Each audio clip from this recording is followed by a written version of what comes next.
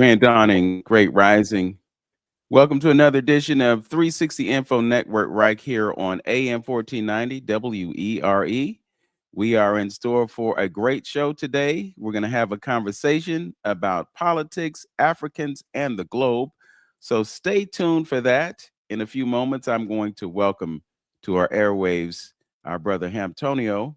Just like to take this opportunity to remind you that 360 Info Network is brought to you by Cleveland is a newspaper that is doing great things right here in our community. And we are doing everything that we can to make sure that you get the information that you need to make the right decisions about the choices that you make in life. Their motto is inspire, illuminate, and educate. And that is exactly what is going on right now. Just have a few announcements that we will make momentarily. But before we do that, I'd like to introduce you to Brother Hamtonio. He is the creator and founder of 360 Info Network. Brother Hamtonio.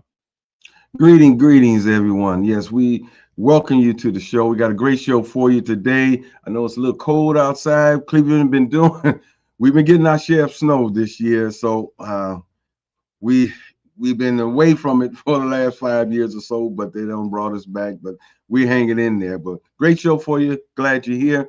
Like I said, we're here to give you some good information, so give you some good backdrop on who you are, what you are, and what we should be doing as Africans living in America. You hear what I said, right? Africans living in America. So great. Tune in. Tell somebody else to tune in. Because this is going to be a good one. We're going to give you a good backdrop on what's going on in recent times in Africa. Okay. All right.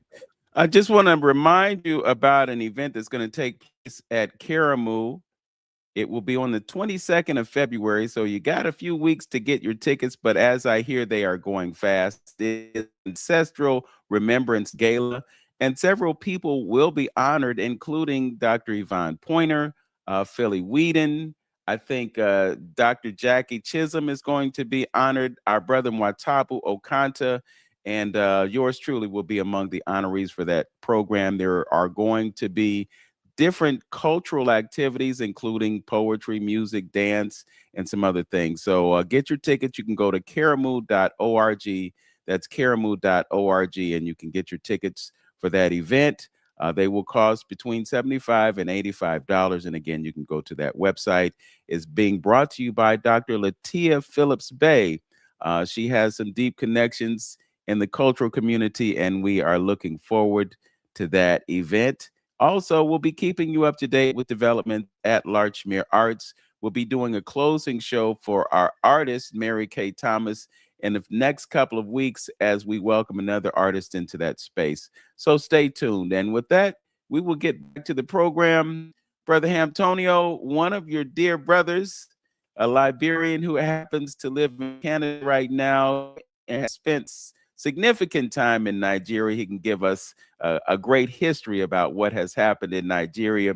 We had a few conversations before the program started today, and he told me that the folks in Nigeria heard about his comments about what's going on there in terms of North and South Islam and other political activities. So we're really looking forward to this conversation. So with that, if you would like to introduce our dear brother Sekou Kelleh, a Pan-African activist, I think is what he characterizes himself as, and trust and believe everything about this brother is Africa. Antonio? Yes, our good brother. I'm here christening you and labeling you our motherland connection, our resident motherland connection here on 360 Info. My good brother. Yes, rising scholar. You definitely one to keep your eyes on. I appreciate this brother. Like you said, he's going to bring us the flavor on what's going on in Africa, and we surely appreciate it. My good brother, again, welcome to the show. Thank you very much. Thanks for having me. Peace and blessing to the audience. Thanks to the organizers of 360 Info Network for giving me the opportunity to come here. It's good to be back. It's been a while since I came on here, and it's always a pleasure to be here to chat with the family, discuss history, culture, global affairs, and basically share information, because information is power. Peace. Yes, sir, my brother.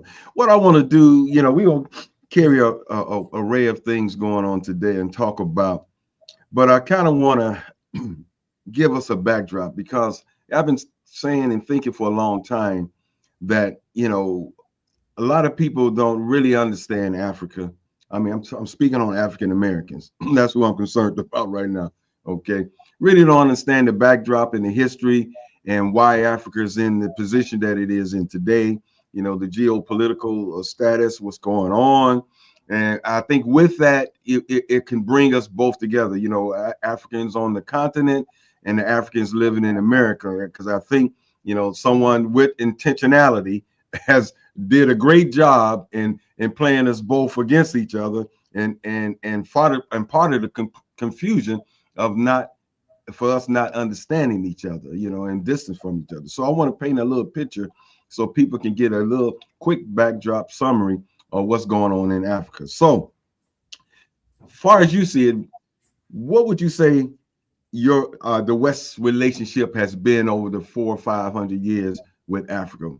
What's the typical type of relationship, or the normal MO that America have with Africa? Well, thank you again for having me. To establish the relationship between the West, or America, and Africa, we have to look at the historical facts.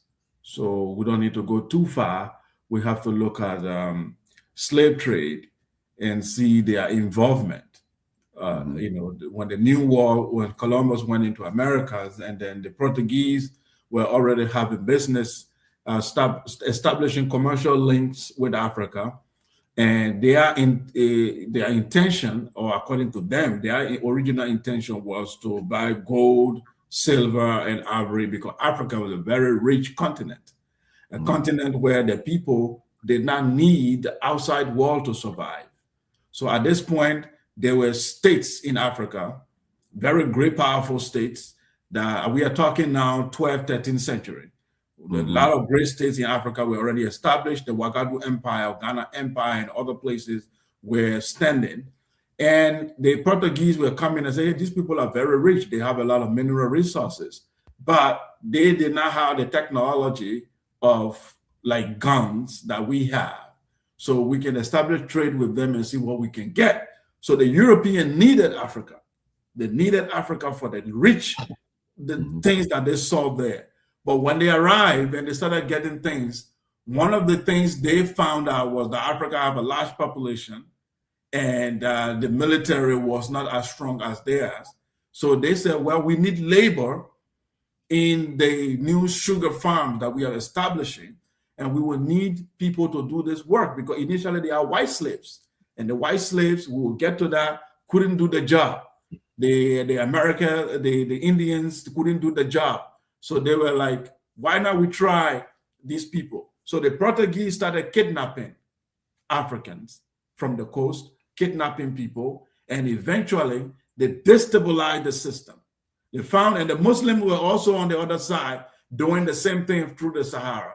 So when the entire system was destabilized, they found out now people live in villages and little kingdoms that don't have the military capacity to protect them. Then the entire slave trade began. So the relationship started with exploitation. A trade that was based on lies, that was based on deception, that was based on exploitation. So they began to take human beings and transport them. And that continued for centuries until we got into the period of colonialism, where the Europeans saw that slavery was very expensive, the slaves were revolting, the plantations were being destroyed, people were getting killed. Some of the boats, the slaves were jumping up ship and giving. So they were like, this is expensive, because there were insurance companies that were insuring these slave boats, because that's where insurance came from. So the insurance company were insuring these slave boats from Amsterdam and other places.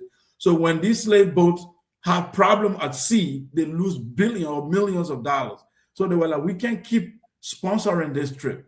So all the corporations were pulling out their money because they found out that the slaves were revolting and they were losing money. So it went into colonialism. The colonialism where they control the African territory and created fake states. These fake countries that you have today, Ghana, Ivory Coast, Guinea-Conakry, which were just different provinces of African empire. Were destroyed. So they created these states, and then they divided us into now what you call Francophone, Anglophone, Lusophone. Now a group of Africans speaking English, calling themselves Anglophone. A group of Africans speaking French, calling themselves Francophone. So the relationship is based on the colonial relationship, ethnocentric relationship, exploitation. And the exploitation continues. So as we speak today, the African has gotten a set of a political independence, but he has not gotten sovereignty. He has not gotten economic independence. He has not gotten cultural independence. So that's where we are today. So even as we are in the 21st century, and we think that everything in the world is cruising well, Africa is yet to truly gain itself like China did, like Japan did, where they regain not just the political independence, but they regain their cultural independence, autonomy, and they got their economic independence to a point that they can keep the West arm's length. They can tell that you can come here.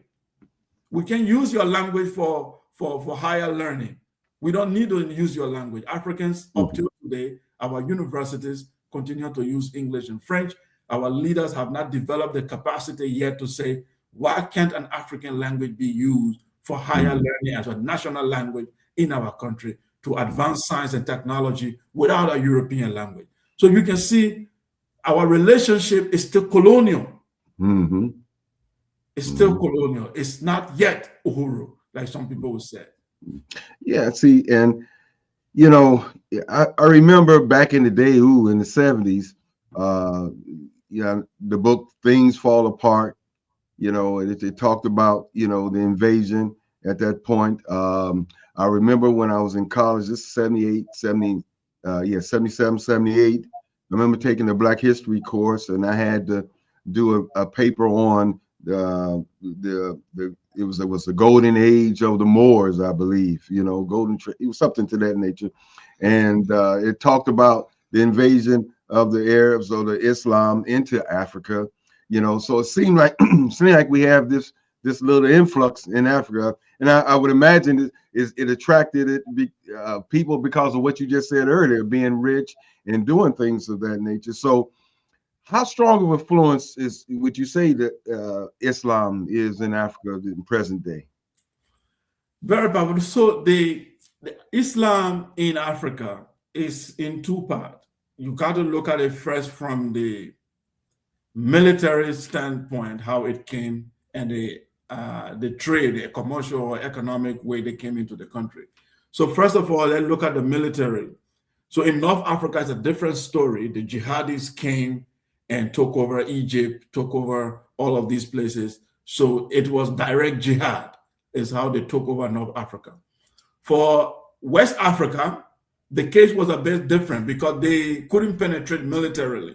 So Ghana Empire was the one standing when the Almoravi, it was an Islamic dynasty in Morocco called the Almoravi.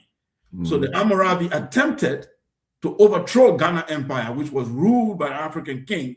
If you read the book of The West and the Rest of Us, or you read the writings of Ibn Khaldun and other people, Ghana Empire, which was called the Ouagadougou Empire, was very huge, starting from modern-day Mauritania, going up to Senegal and other places. It was a very huge empire. And the kings were practicing African spirituality. They were engaging in businesses of gold and all of that. Very rich and a powerful kingdom. So the Muslims came and settled. They came as business people. They were like, we want to do business. We don't have any problem. So the king gave them a territory or a district where they should settle. So they built their mosques and they settled down. But most of them were spies. So while they were pretending to be business people, their real goal was how to destabilize the state. So they began to marry the African women, but they wouldn't give their daughters into marriage to the African people. But they were taking the African women and they were marrying them. And the Africans not being conscious of the global politics of the time, that this is how Islam spread. It's spread by marriage and birth. This is their first philosophy. When they can't conquer you militarily, they can't conquer you economically, they use marriage. They use family system. Infiltration. Infiltration, because they can marry 3-4 women, and, but they can't give you their daughters, but they can say, we want to marry a daughter, we want to assimilate. But now if you want to marry their daughter, they say, well, you got to convert to Islam. So they started expanding. If you don't have the reciprocity to do that, they can grow in your community. In the next 10 years, you find them growing in number, because that's a good strategy. They settle down, they began to marry your daughters. Now, you can kill your own grandchildren. If your daughter is married to them and they give birth to a child, you will say, well, that's my family. But then that family have an ideology that opposes your ancestral belief. So this is the way they started spreading Ouagadougou Empire. Eventually, the Hammurabi attacked Ouagadougou Empire. 3 times they couldn't succeed. 3 times they came the first time, they couldn't succeed, they got pushed back. Diop wrote about it. They came the second time, they couldn't gain. But then through those processes, they destabilized the state. Once they destabilized the state, that's how Ghana Empire fell. That coincided with the arrival of the European. So Islam today in Africa, it still has that same system it operated on from the beginning.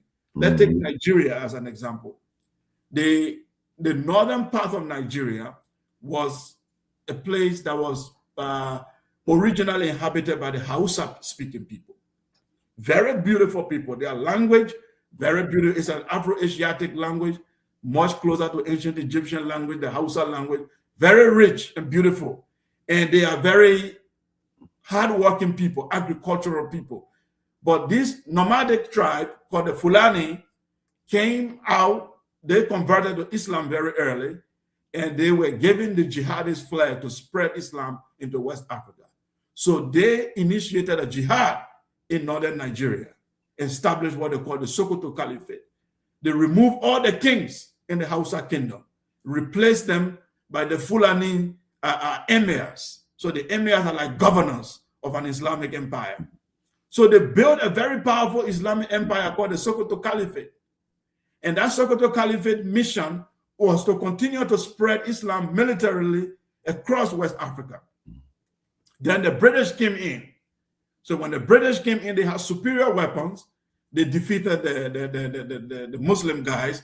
But the British saw them that they were very useful for their cause. So the British did not destroy the Islamic empire, but they used them as middlemen to continue their agenda. So as we speak today in the northern part of Nigeria, the Fulani Islamic ideology still exists. It is in conflict with the democracy, the democratic value of the southern Nigeria, who inherited direct democracy from Western invasion and then their African culture, which they still preserve. So they are in direct conflict with northern Nigerians, who are Arabi Islamists. They were under the Arabic Islamist colonialism, which they have not been free from. Then the British colonialism also came. So they came under 2 influences. They came under 2 influences. So it's difficult for them for actually create a very prosperous state, because now they use Islam always. Whenever there is a crisis in the country, they have to go back to Islamic ideology to use it to fight.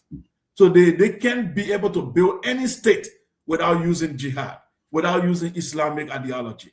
This is the problem going on in Nigeria. So now the South and the Northern Nigerian, they are like, okay, let's build a country. We are all black people.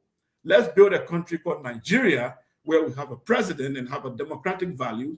But the Northern Nigerians say, no, we want a Sharia law. We want to live with an Islamic theology. But how do you live with an Islamic theology in a secular state? So that's the internal strife in Nigeria. And the Europeans love that. So they continue to make sure that the North continue to behave the way it behaves, and the South continue to behave, so that they divide and rule, they can use it to always destroy that country. That's why Donald Trump went in recently and Mm-hmm. bombed Nigeria, he said, I'm defending Christians. Because now the Christian in the South will say, yeah, because we've been persecuted by the Muslims in the North. I see. And the Muslim in the North will now run to Saudi Arabia or other places. They gave us more ammunition. Or the same Western powers will arm them again. Then you continue to have disunity. So Islam in Africa today is still very political. Mm-hmm. It wants to dominate. It wants to destroy the current African state and replace it with the Afghanistan style of country. This is the aim. I'm not saying that the ordinary Muslim on the street who is normal people having their life. I'm talking about the ideology itself. Mm-hmm. The ideology itself seeks to establish an Islamic caliphate in all of Africa. This is why Africa cannot have peace. Mm. Yeah, that's interesting with that, and you know, and educating us, and so understanding exactly what's going on.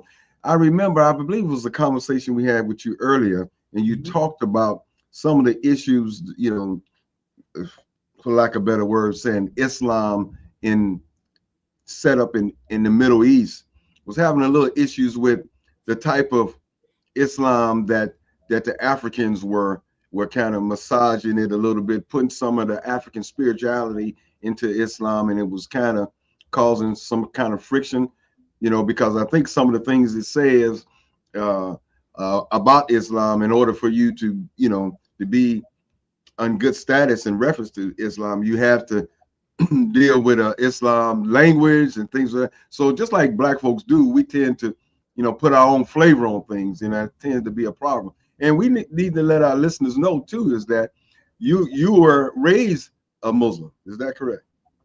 Yes. So it's coming from somebody that knows. Yeah, I was raised a Muslim, born in a Muslim family. Mm-hmm. I spent my entire life being a Muslim, and culturally being a Muslim, like most of my life. Okay. But for me, I have been able, the first thing that happened to me was I was able to separate the Islamic ideology from the spirituality. So I discovered, first of all, there is spirituality in this religion in terms of the morality, be a good person, pray 5 times a day, fast during Ramadan, be good to poor. The spiritual aspect and the moral aspect, very nice.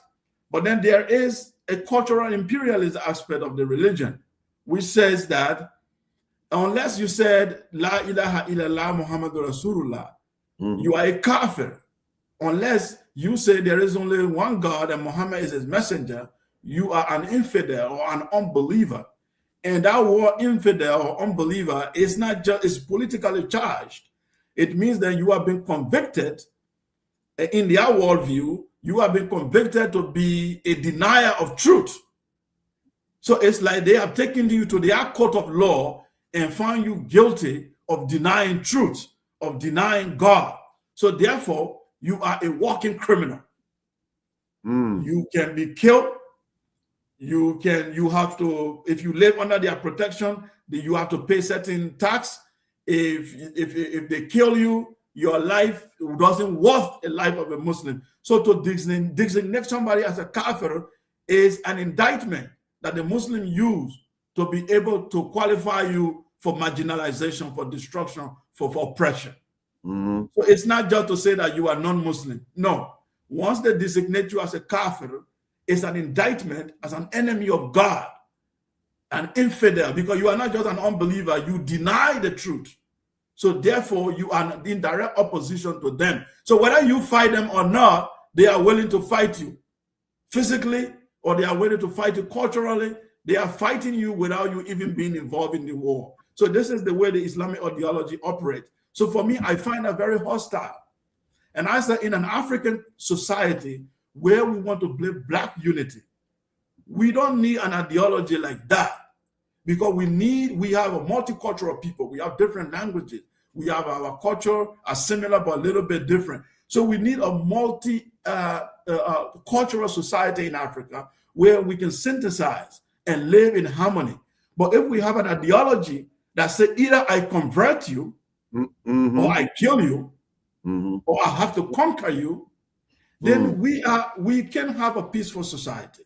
So I began to move away from the Islamic ideology little by little until eventually I abandoned it completely. Because for me, I also find out that it is a white supremacy religion in a way. Anywhere Islam dominates, the Arabic language have to dominate. That's right. When the Arabic language dominates, the Arabic culture dominates. And where the Arabic culture dominates, the Arabs have privilege. They are treated differently than you that does not come from that culture. Example is Sudan. Why is Sudan at war today? Fighting one of the deadliest war, the land of the pharaohs. And what is happening to it? When the Muslim conquered, they introduced Arabic. And the Africans in the inner land of Darfur and southern Sudan who refused to accept Islam were marginalized. And they were ostracized. And when the European came, those Africans, to protect themselves, they joined Christianity. Right. So when they joined Christianity, they became directly opposed to the Arabic Muslim. Now that led to war in Sudan. The president, Omar Bashir, said everybody in Sudan must speak Arabic. Everybody must go to the Islamic school. So the southern Sudanese said, we can't do that. That led to the breakaways region. That's why you have South Sudan. Okay. Then the remaining Sudanese began to fight because the light-skinned Sudanese who their mothers were black women who got married. I told you the strategy. They married the black women and gave birth to this hybrid kid. So the hybrid Sudanese who were actually children of black women, but fathers being Arabs, saw that they are now more Arab than black. So they started killing their own parents.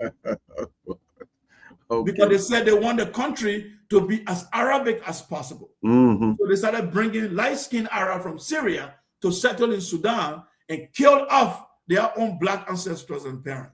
That's what is happening in Sudan. That's the context of the war. They don't want to tell you. They will be like, the rebel generals are fighting. Yeah. No, it is the Arabs, Sudanese are trying to eliminate African Sudanese in order to make it a white and a light-skinned Arab country. Wow. It's happening in Mauritania. The light-skinned Africans, Moors, they began to eliminate the black Moor in Mauritania and enslave them in order to create a white Mauritania. So Islam is Arabic. Islam is Arabic culture, and eventually Islam is white supremacy culture of the Arab world. So they use the black who are even fighting don't realize that they are preparing the way for the Arabs to take over. They are the middlemen. What they do, they say they are fighting for God, like the Boko Haram in Nigeria. We're fighting for God. Okay, when you succeed, what happened?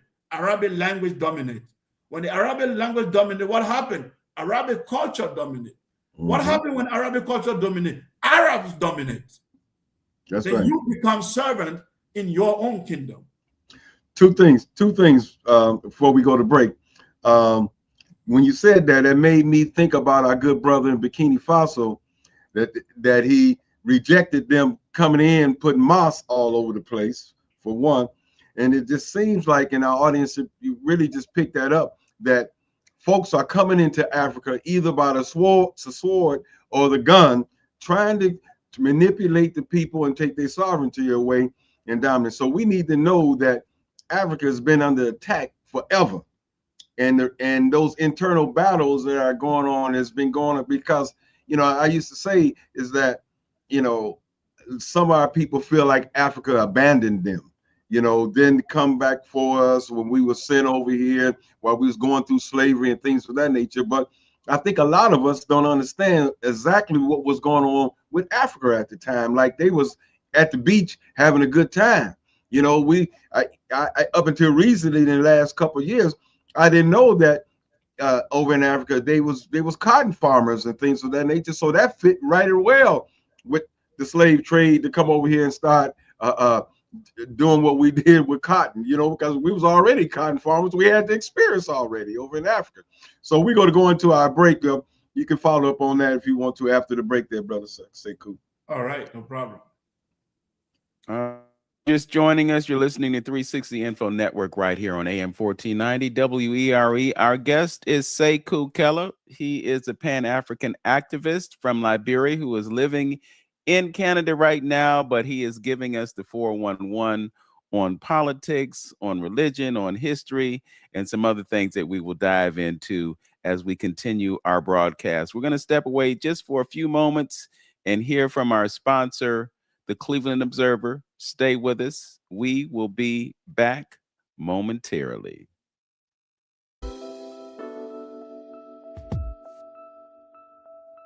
Cleveland has stories worth telling and voices that deserve to be heard. That's why the Cleveland Observer is proud to sponsor 360 Info Network with Vince Robinson and Antonio on AM 1490 WERE, where truth, culture, and conversation come together. Each week, host Vince Robinson and Antonio open the door to powerful discussions, from the arts and community history to the issues shaping our neighborhoods today.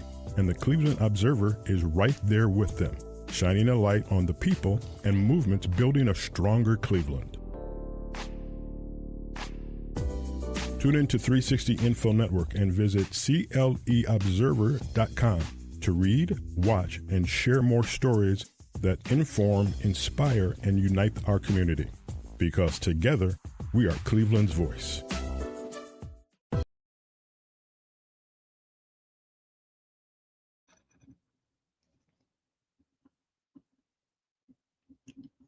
Right.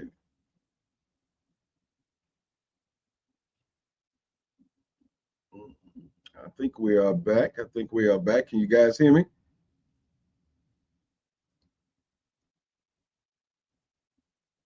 Yeah, we can hear you. Oh, you can? Okay. I wasn't sure. Yeah. Okay. You still look have the Going logo to on the the screen. screen. Going to the Hi, screen now. this is Miss Reese Pearl of yeah, Prolific wait. Productions and Just a Vice minute. President of the Cleveland Musical Artists Community, also known as CMAC. We formed this organization to unite musicians on the issues of fair pay, advocacy, and professional standards. We're coming together to move the business of music forward through dialogue, education, and organization. Membership in CMAC provides access to medical benefits, entrepreneurship, and grant opportunities. Ultimately, the end goal is being a resource for quality live performances in Northeast Ohio. Together, we will make a difference in the lives of the audiences we serve with the healing art of music. So please join us by going to the Cleveland Musical Artists Community Facebook page and join today. Welcome back to 360 Info Network right here on AM 1490 WERE. Again, we are pleased to have with us the Cleveland Musical Artists Community. There are some developments that we'll be sharing with you as things progress. We're really happy about this new organization that has been formed to benefit musicians, not only in Cleveland, but in Cuyahoga County and Northeast Ohio. Again, if you just joined us, this is Info Network. We're having a great conversation with Brother Sekou Kelleh. He is a Pan-African activist that lives in Canada right now, but he is from Liberia, and he has shared with us he spent considerable time within his life in Nigeria, and he's giving us the 411 about what's going on over there. We are sponsored by the Cleveland Observer, and we are also on 3 different platforms. So we are on YouTube, we're on Facebook, and we are on LinkedIn as well. And you can join us on all of those platforms. When you find us, join us in the chat. If you have questions, if you have comments, anything you want to share with us, please do that. Also know that you can go to the Journey with Antonio on YouTube, and you can subscribe to his channel. And you can also hit that notification bell so that you get alerts when he posts content to his channel. Once again, Brother Antonio, Sekou Kelleh, my brothers, please proceed. All right. Yeah, like I said before, it just looked like this invasion. So I guess the question we as Black folks, need to know and understand, this attack this attack on why Africa, why black. You went in there and you started talking about, you know, the division up in Morocco area, up in northern Africa, trying to separate that light from the dark there. You know, there you're seeing, and you know, it seems like it works in all kind of dynamics with the religion, with the color of the skin. This takeover, you know, we have to get a good handle on all of this. We got to understand what's exactly going on in order for you to, you know, really get a greater understanding of what's going on, you know, over in Africa and why. So the question I would say again is why this takeover? So you need to understand there's some value there. There's absolutely, all these folks wouldn't be coming into Africa if it wasn't some value there. And the problem I have is that separation that we have over here, Africans living in America, and what's going on over there. We seem like we just allowing it or we turning our backs on it, but we also know that it's been the propaganda and the manipulation has caused that. Yes, absolutely. I think we've been, one of the important events that have happened this year on this very topic is the visit of our brother Aisho Speed to Africa. He's a very popular YouTube streamer, Black American, and it's a young boy. He's 21, and recently there is the African Cup of Nations that's been played in Morocco, and then he decided to make a tour around African countries, and with a huge 50 million followers. And he went into Ethiopia, he went into Kenya, Ghana, Nigeria, Liberia, and all of Ivory Coast and all of these countries. So what most of the streamers were very surprised to see that Africans have cities that are well developed and up to standard than most cities. Aisho Speed was able to show the culture, he was able to show the beauty, the wealth, the happiness of the people and the culture. So it brought him back the discussion, because the last 5 years, it's like the white supremacy were able to revive this old division among Black people and say, oh, Africans hate African Americans. Mm-hmm. Africans hate African Americans, and African Americans don't like Africans. So that cultural war was going on, especially with the FBA.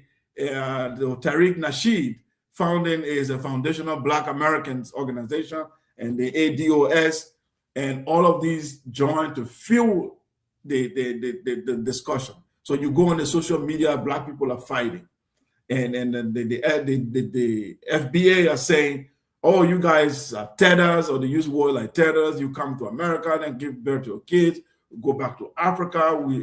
America is for foundational Black Americans. And it's like we lost the actual purpose of our struggle as Black people. And then began to buy into this propaganda that was pulled out there to buy the white supremacy. And then I asked a question. I'm like, okay, for the foundational Black American, I told them, like, hey, I understand those of you who formed that ideology to say that, hey, we are the descendants of slaves in America, and we deserve certain type of recognition and rights because our ancestors paid the price and we need reparation. I said, if you form ideology around that, it deserves the support of all Black people around the world, because Black America deserves to get reparation. I said, but when you use that to divide Black folks, and you use that ideology instead of gathering allies, you now try to drive away other Black people, you are doing yourself a disservice, because even your president, Donald Trump, is not a foundational white American. Most white people in America today are not even foundational white Americans. Their parents just came from Europe during World War II. Mm-hmm. Some of them came after World War I, and they are having more privilege than you in America. Donald Trump's parents are German. Mm-hmm. He's not so he looks like he's no different from Obama, whose father is Kenyan. Mm-hmm. Mm-hmm. But now you sit down and say, oh, it's only we don't want other Africans. But Europeans, most Europeans in position of power are not foundational white Americans. They came from Italy yesterday. Even the boy on the internet today who is spreading white supremacy, Nick Fuentes, his parents are Italians, and some of them came from what is it called? Mexico. A Mexican Italian is the one who is spreading white supremacy in America. So what I'm trying to tell you is that these people build solidarity around their color, around their identity, in order for them to get wealth and power and privilege for themselves. You divide your own, thinking that's the way for you to get what you want. You think it's by fighting other black folks, by marginalizing other black folks, that's how you get power. No, the white supremacy will make you to create a fragile relationship with your other black community. Then at the end of the day, they kill you. Because now you don't have allies. This was the reason Malcolm X was trying to establish relationship with African Union. He was trying to establish contact with the African continent so that he can build an organization that represents Black America at the United Nations with the backing of African countries. People say, well, it didn't work out because the African didn't support it, because you don't understand what happened in Africa. There is the ideological dynasty of Pan-Africanism was destroyed. Kwame Nkrumah's ideological dynasty did not continue in Ghana. He was replaced by white supremacy puppets. The Sekou Kelleh Pan-African ideology did not continue. So they killed all the Pan-African ideological dynasty to replace them with what we have today. That's why you don't see the solidarity coming from the continent. When the Pan-African leaders take over, when Ibrahim Traore speaks, when you see their actions, you can tell that if such people govern Africa, we will have the idea why there's no African solidarity. Why there's no African solidarity is because we have the wrong people in power. Now, why is the continent attacked? Why are people so much interested in the continent? We keep telling you the continent is one of the richest real estate on the planet. But the people, they need Africa without Africans. This is the danger. They need Africa without Africans. This is the same way they need Black American culture, but they don't need Black Americans. They love your music. Keep shooting that ball. Keep everything. They just need it without you. What is America today without Black American culture? You can't even define America without Black American culture. The morality of America, in terms of human rights, civil rights, all these came from Black American civil rights struggle. Martin Luther King is the moral beacon of America. But all of these things, they benefit from it. They go around the world and preach human rights, freedom, civil rights, citizen. But they don't tell you that all of these things, we got them as a result of Black struggle. But they need your wealth, they need your intellectual contribution, but they don't need your talent and all of that. That's what about your talent as well. That's what the continent is in trouble. The Muslim need it. The jihadists want to take it. The white supremacists want to take it. So we are saying, Black people around the world, let's sit down and have a great reset through Pan-Africanism. The great reset is basically we overthrowing these corrupt elites, whether they be Muslim, whether they be Christian, who are just replacing white people or white supremacy in our leadership. We got to overthrow them. We got to overthrow them and also revive the African culture, because the African culture is the one that unites us. When you go to Africa, watch all these year of return, or watch any Black American go into Africa. What culture do they use to welcome you? African culture, Do the Muslims go to the airport to welcome you in the name of Islam? When Aisha Speed went to Africa, all the African countries he went around, the only culture that made him dance happy. They take him to the palace. It's our African culture. The Muslims don't show up. They don't show love like that. The Christians don't show that love like that. It is the African culture that continue to welcome you, that continue to show once you are black, it says this is where you belong. This is where you should be happy at. So that culture is the one we are saying, revive it. Yes. Push Islam into arm's length. Push Christianity to the arm's length. Bring the culture to the center. That's where we can all unite and build something powerful that cover all of us. Okay, brother Keiko, I got to get my brother Vince in.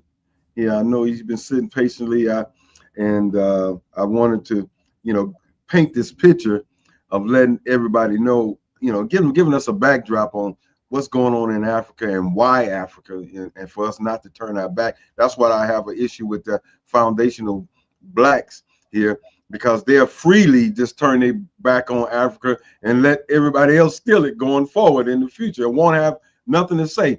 But my good brother Vince, what you got to add to this? You're on mute.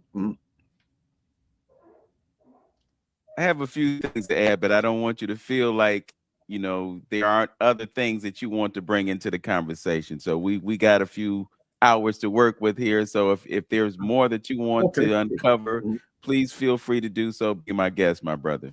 Okay. All right. Yes. Okay. Again, now what you was painting here, brother Sekou, is this methodology, this type of, we talked about real violent warfare with guns and swords. We talk about, infiltration with spirit, with religion coming in to separate, divide.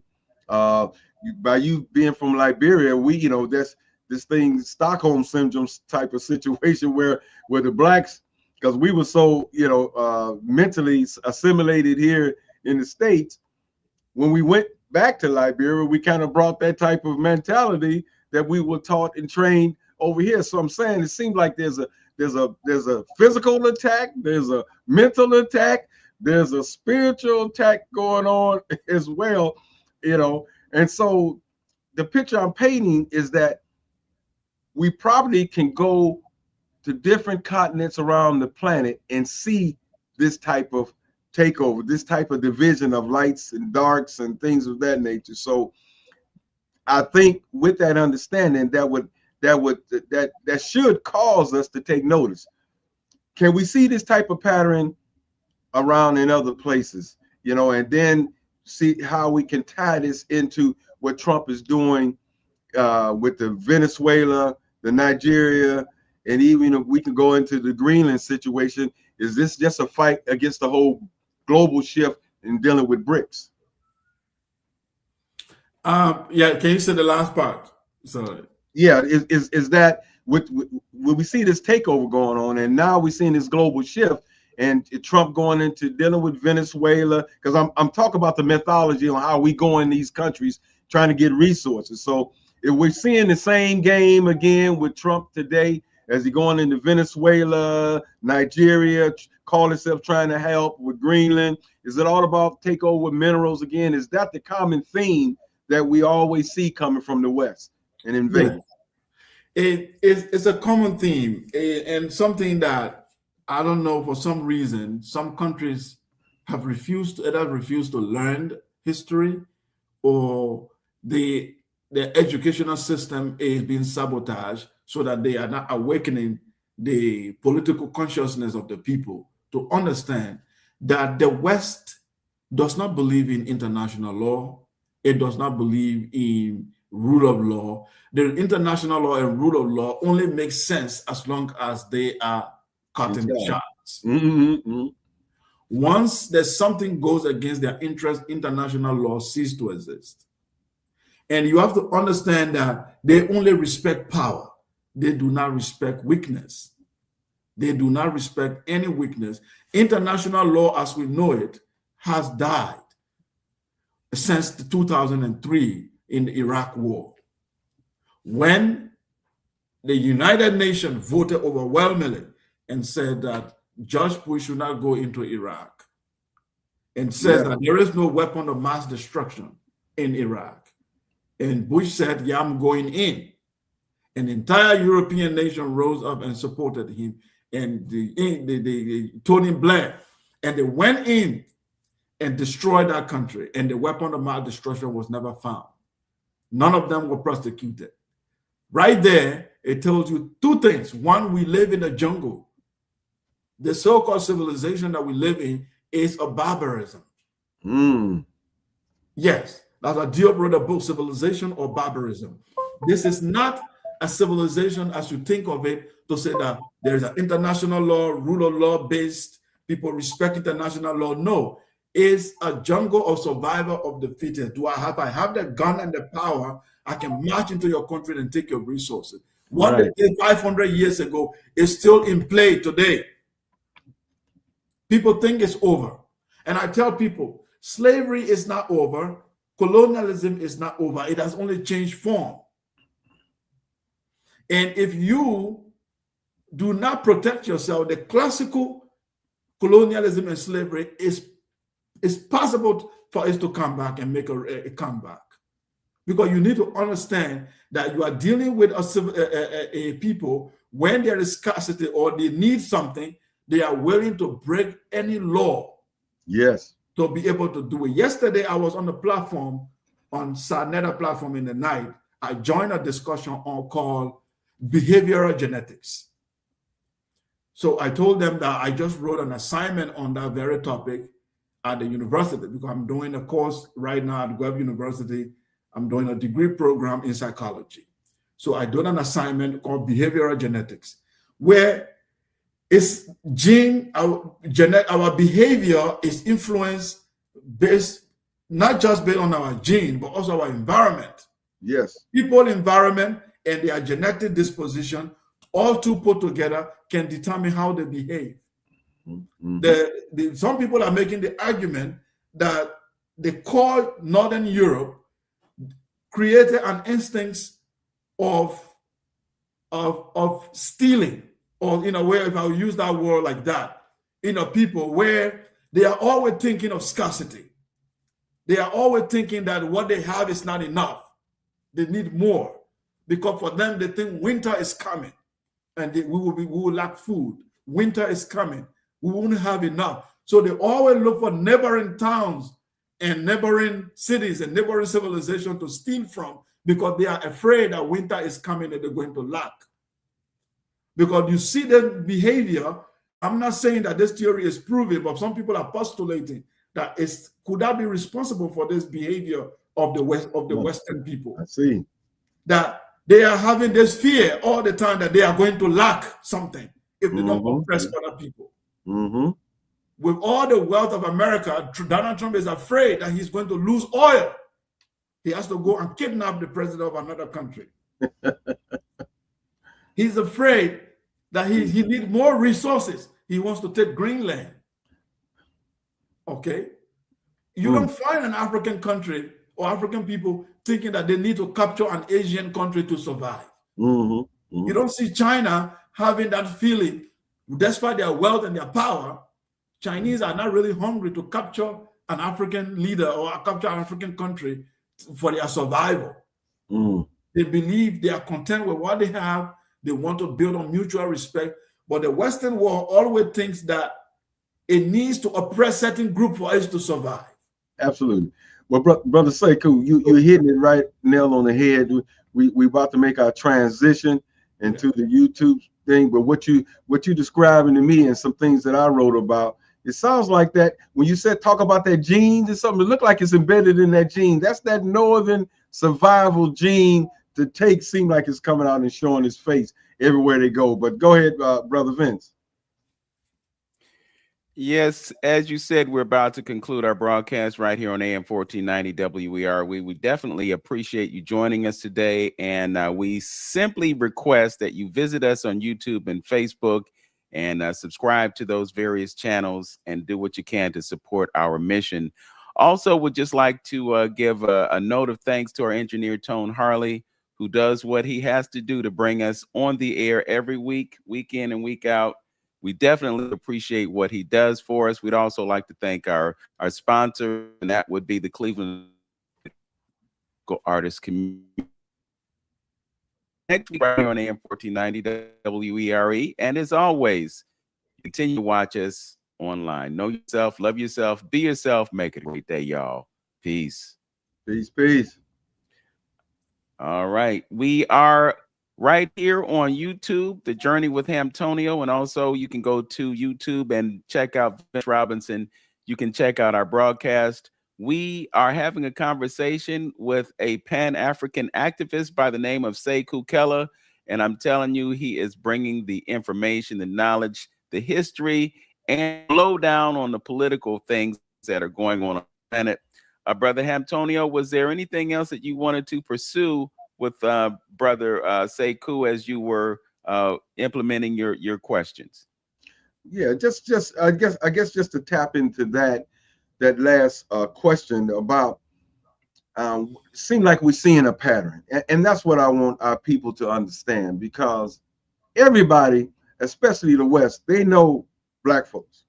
The Europeans in this country know Black folks. They know what we like, how we eat, what we dislike. They know everything, but on the other side, we don't know. We don't seem to know or understand and how to manipulate or how to work within this system here for our best interest. It just seems like that, because we have to know what Brother Sekou said, the personality, the psychic, or where does come from, and it could be genetic, because if we seeing this in the North, even amongst themselves, about all the great European wars against the Visigoths and the Vandals and all that, the 100-year England War, you know what I mean, the War of the Roses, and all those things that was going up in Europe before they took, as my good brother Cabernet say, before they took their show on the road. So this is a pattern, Now, how genetic could that be? When you study in psychology, everybody's getting into this epigenetic type of situation now. So could we be seeing this survival mentality, this northern mentality? Is that what this assault that we're seeing on the planet right now, or what? Yeah. So I think it's interesting for us to look deeply, because one of the things that's lacking in the African schools, in the universities, is that we've not been able to develop, we've not been able to establish social sciences and science that break away from the European paradigm, established theories and psychological inquiries that are quite different from the European paradigm, because we needed to study the people that colonized us, that enslaved us, that behaved in a certain type of way. We need to understand their psychology. We need to understand why they do what they do. And that also even help you in geopolitics. It helps you when you are dealing with them, you can predict that this is what they're going to do. Yes. In the next 50 years, if we don't have nuclear weapon, they're going to nuke us. That's because I'm able to study their behavior to know what they will do. But the African they created this dopamine relaxation in their psyche to say, oh, the European will respect the law. We know he's not going to kill us. No, he will kill you. So here is the thing on epigenetics. Epigenetics, it kind of trigger, the environment trigger the genetic expression. It doesn't change the gene, but it triggers the genetic expression. The environment triggers certain thing in your gene, and the expression of that gene happens, but it doesn't necessarily change your genetic code. So what happens, let's say you are in an environment or that have scarcity, that there is no food, there's no water. So you are living in that environment with a harsh reality. There's likely that the environment will trigger a survivor gene in you that will make you to be very cruel. If you see someone passing with a bottle of water, you'll be willing to kill them without even having remorse, because you want to survive. If you develop that over time and become a culture, now you pass it on as a behavior. So even when you have more, that gene is already it has become a cultural behavior. Now you always think that what you have is not enough. You always need more. It's in the fabric of things, huh? Yes. It's in the fabric of society. Yeah, so it is not a racial thing. It's not because they are white. It's not because someone is white, that's why he's wicked. It's not because someone's skin is white, that's why he's going to be evil. That's a lie. But the environment is able to trigger a certain gene in him. So let's look at the environment. If you look at where do the people fight war mostly, even in Africa, it's in the desert area. Most wars, you find it in the Sahel and the desert area because there is scarcity. Right. There is scarcity and there is a fight for resources. So you have more war. If you go to the tropical area in Africa, it's mostly peaceful. In the forest, in the Amazon forest, the tribal people relax because there is no scarcity. There's river, there is fruits, there's everything around. They don't need to steal your land to survive. So we can postulate and say that the Ice Age, this is the question we're asking. The people who emanated out of that Ice Age, did they develop this idea of insatiable wants, that they need more, and they are willing to kill all of humanity to satisfy their wants? Because they needed sugar. Remember that they enslaved the entire continent for sugar. We need sugar, we need sugar. What do? Let's get an entire population, kill them off. We must get the sugar. We need oil. Kidnap the president. Burn down this country. We need the oil now. After oil, what's next?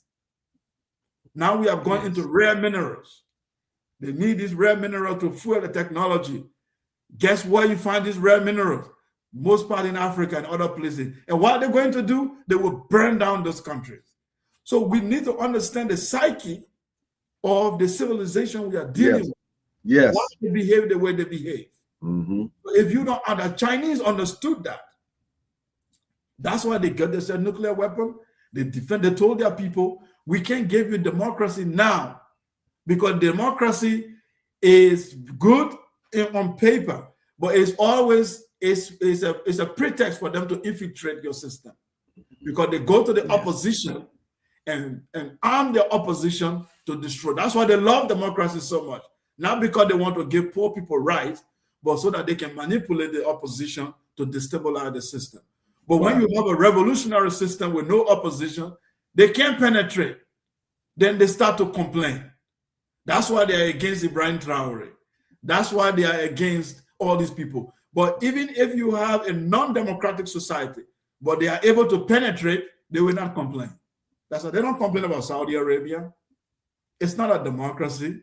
That's right. A monarchy. But do you hear them going to kidnap the king of Saudi Arabia? No, because he gave them access to the petrodollars. He fueled the US dollars. He makes sure that they stay on top. So they are like, yeah, that's a good system. Even if you kill your people, even if women don't drive in Saudi Arabia, you're still good. So forget about human rights and that. Human rights. It's not issues. Not going in saving Christians now. We ain't saving Christians now.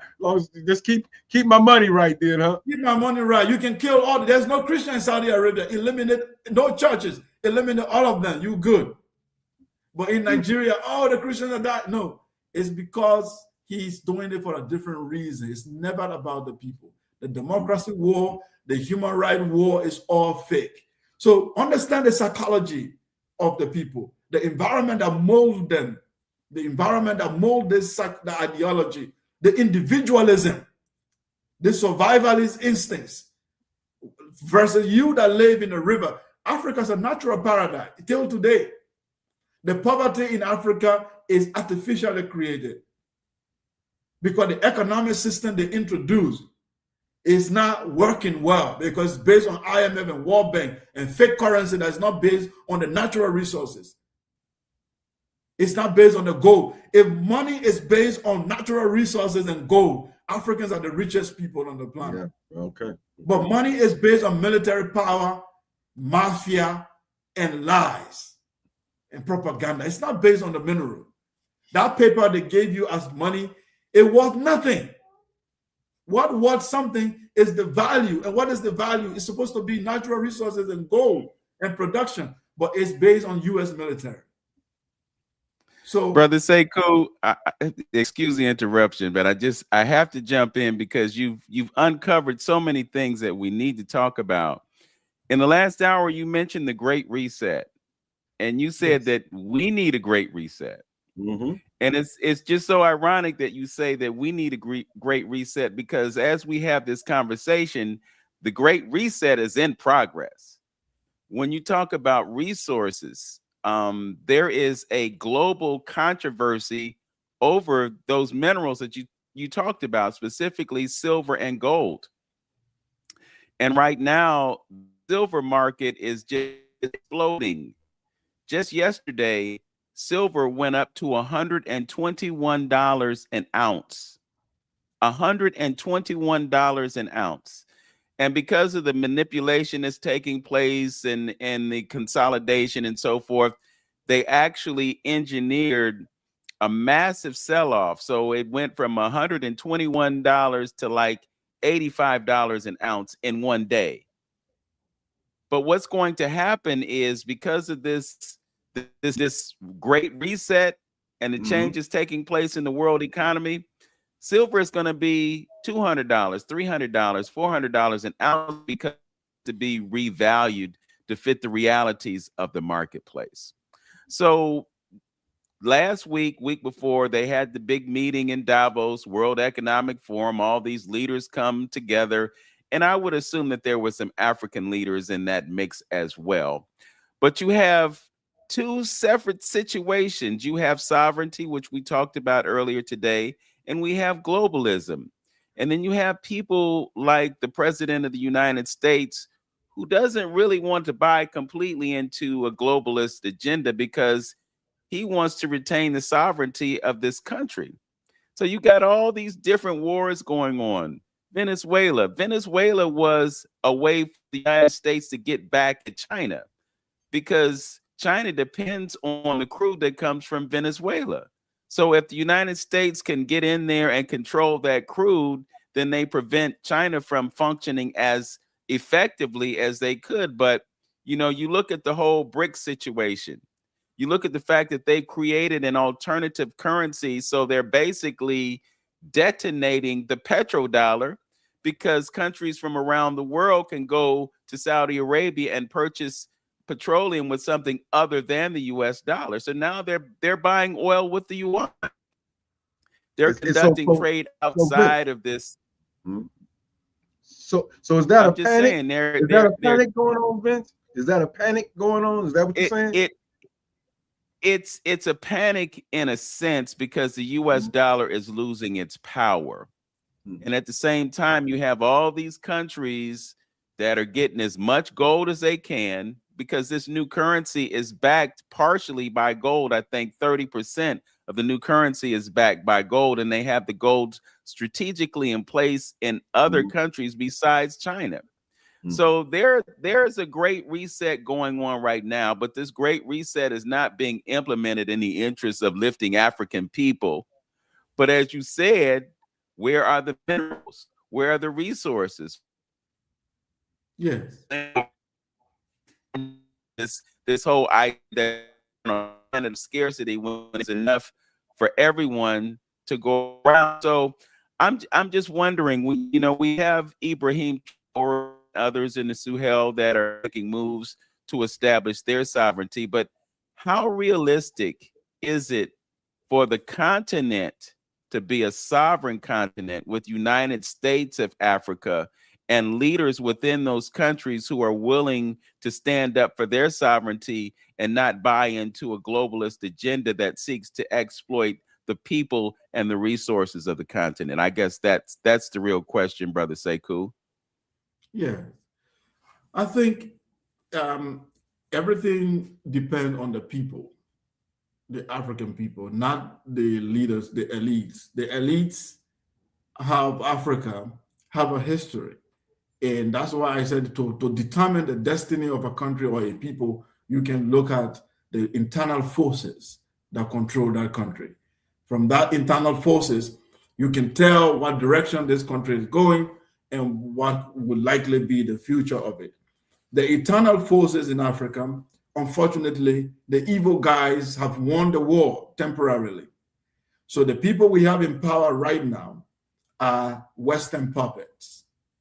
So the great reset for the African people will be to determine, to say, you know what, we have to overthrow this dynasty of elites.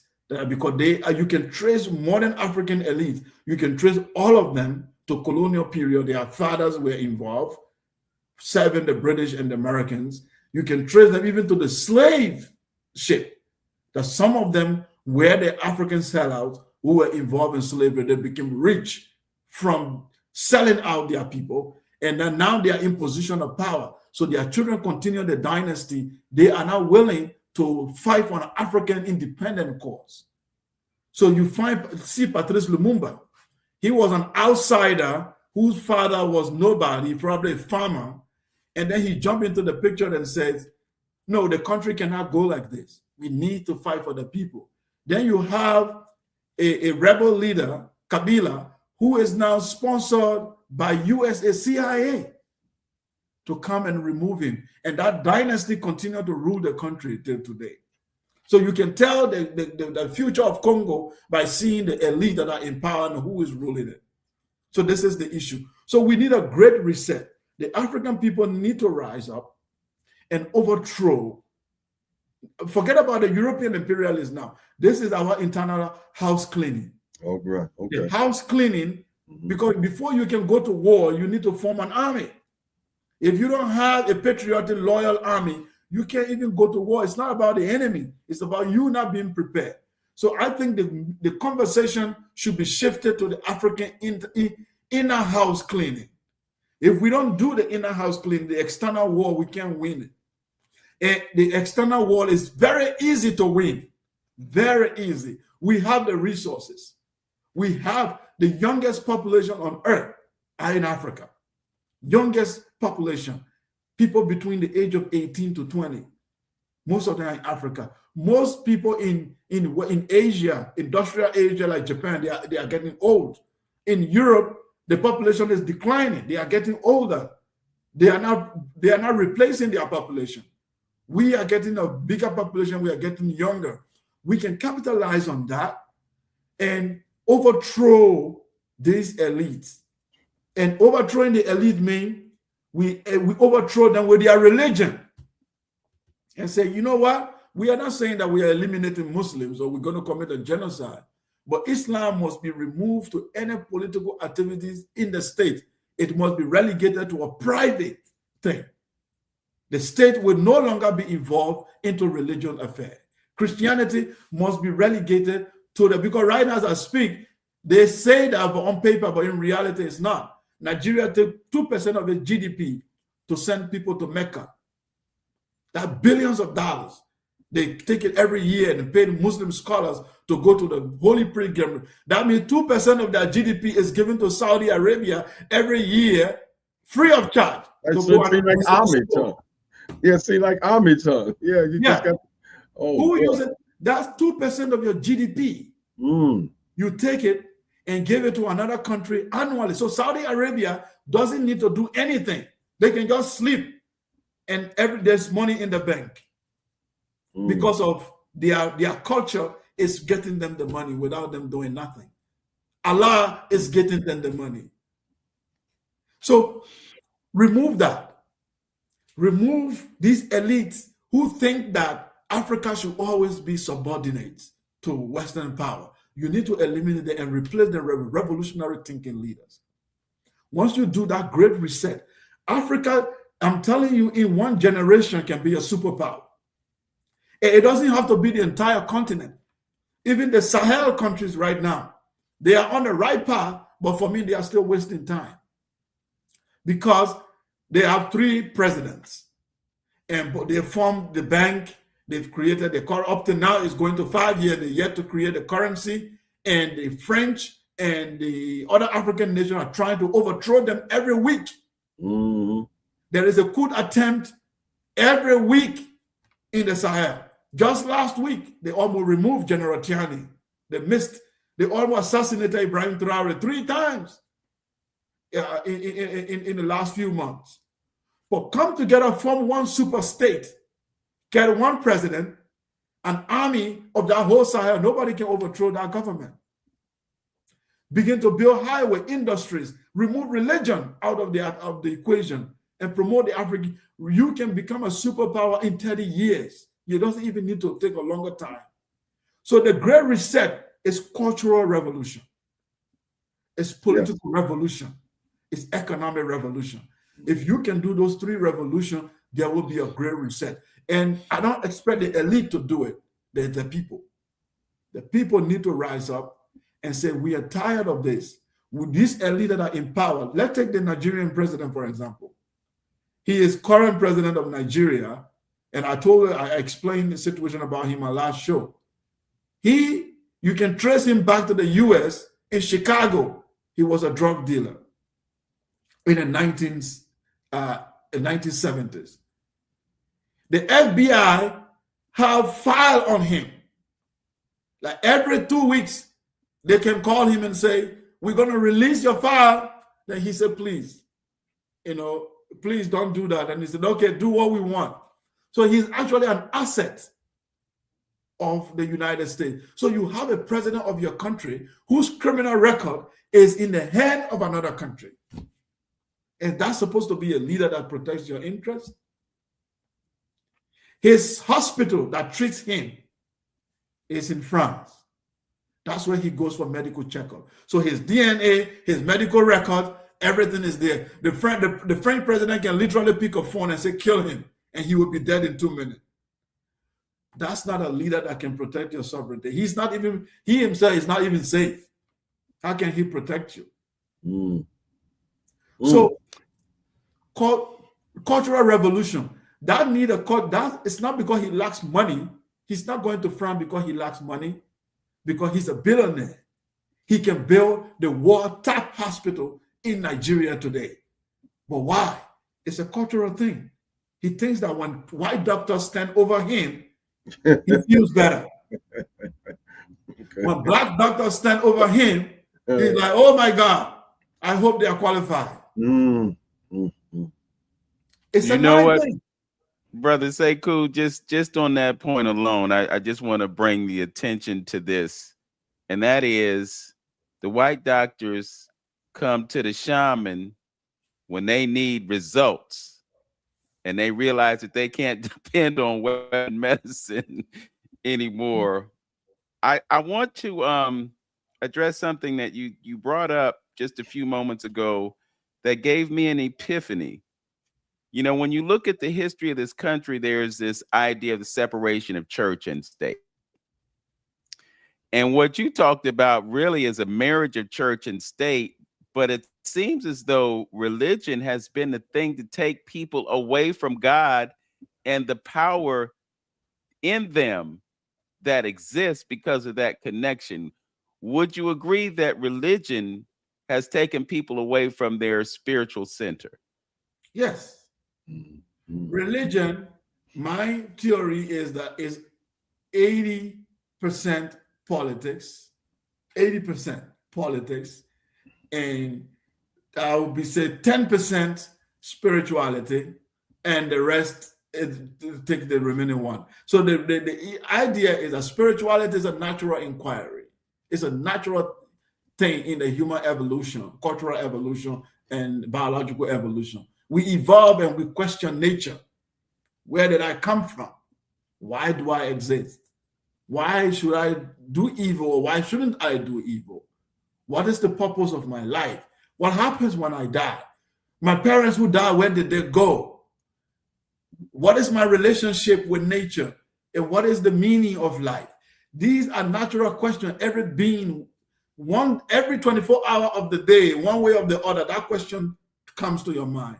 It comes to your mind when you are in conflict. It comes to your mind when you are in need. It comes to your mind when you are happy. It comes to your mind when you lose a loved one and they go to bury them. You begin to question everything around you. Spiritual questions are natural inquiry about the meaning of life. Religion is an organized system that tries to explain spirituality or control and commercialize spirituality. It controls it and commercializes it and politicizes it. So now Muhammad come and say, yeah, you know those questions you are asking? I spoke to Allah. I have the answer. Now don't ask those questions anymore.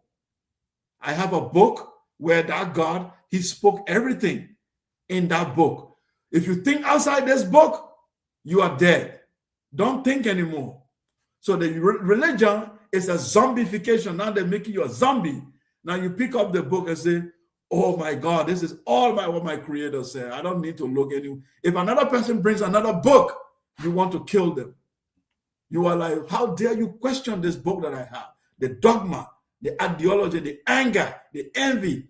You even commit evil and don't recognize it because your evil have been given a moral, have been justified.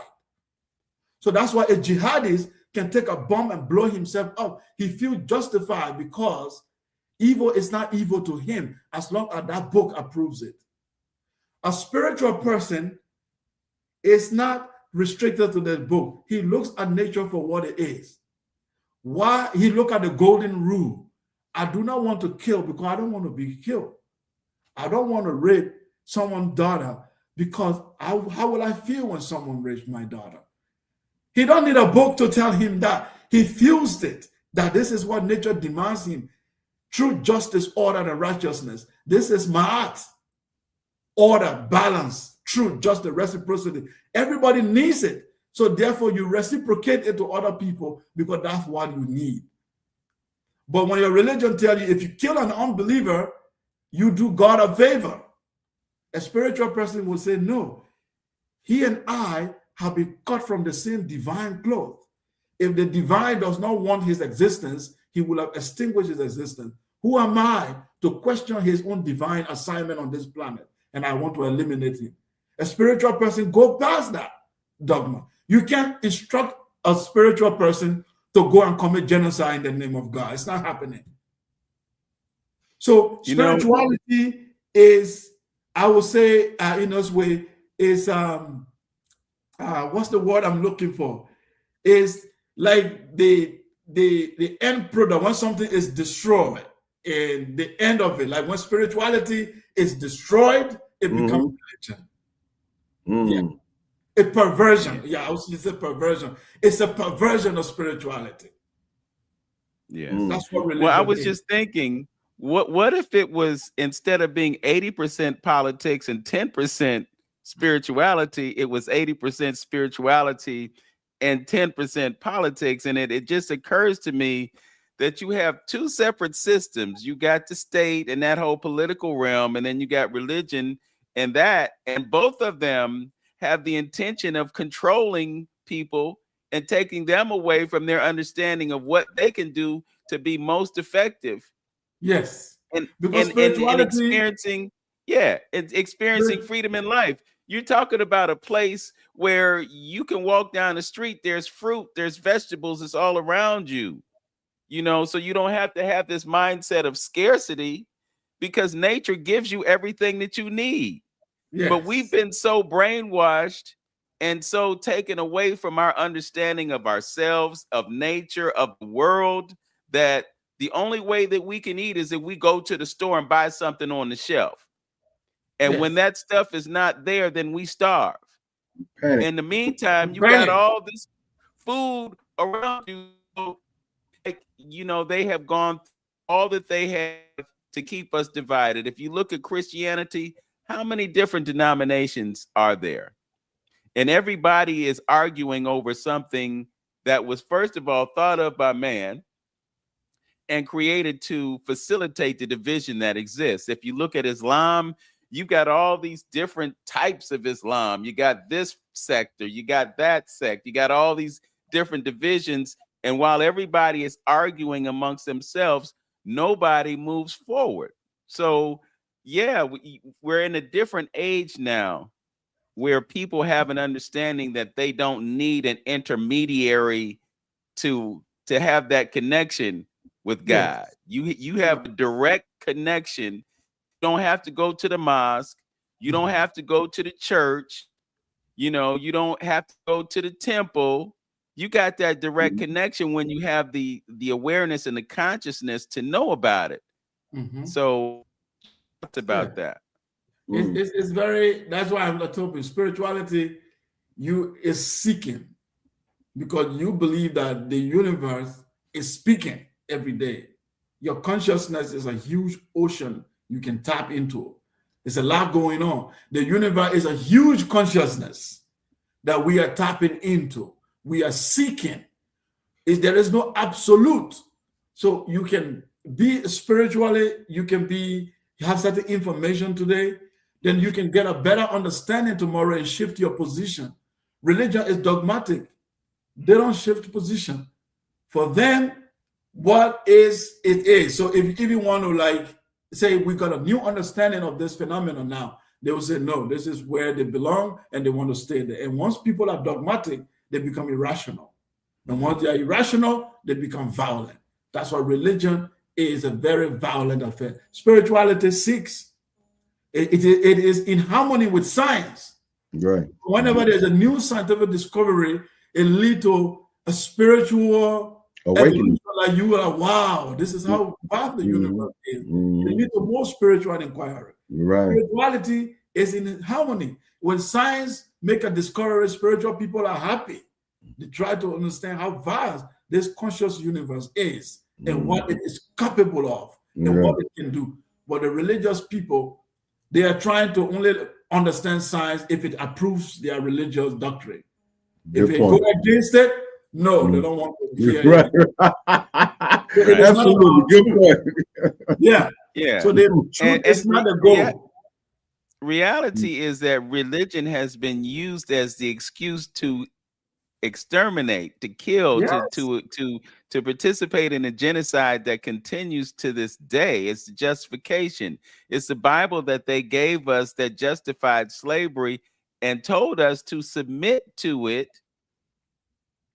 You know, so that we accept this place in society that they've created for us. How can you write a document and describe human beings as 3/5 human and classify them as property?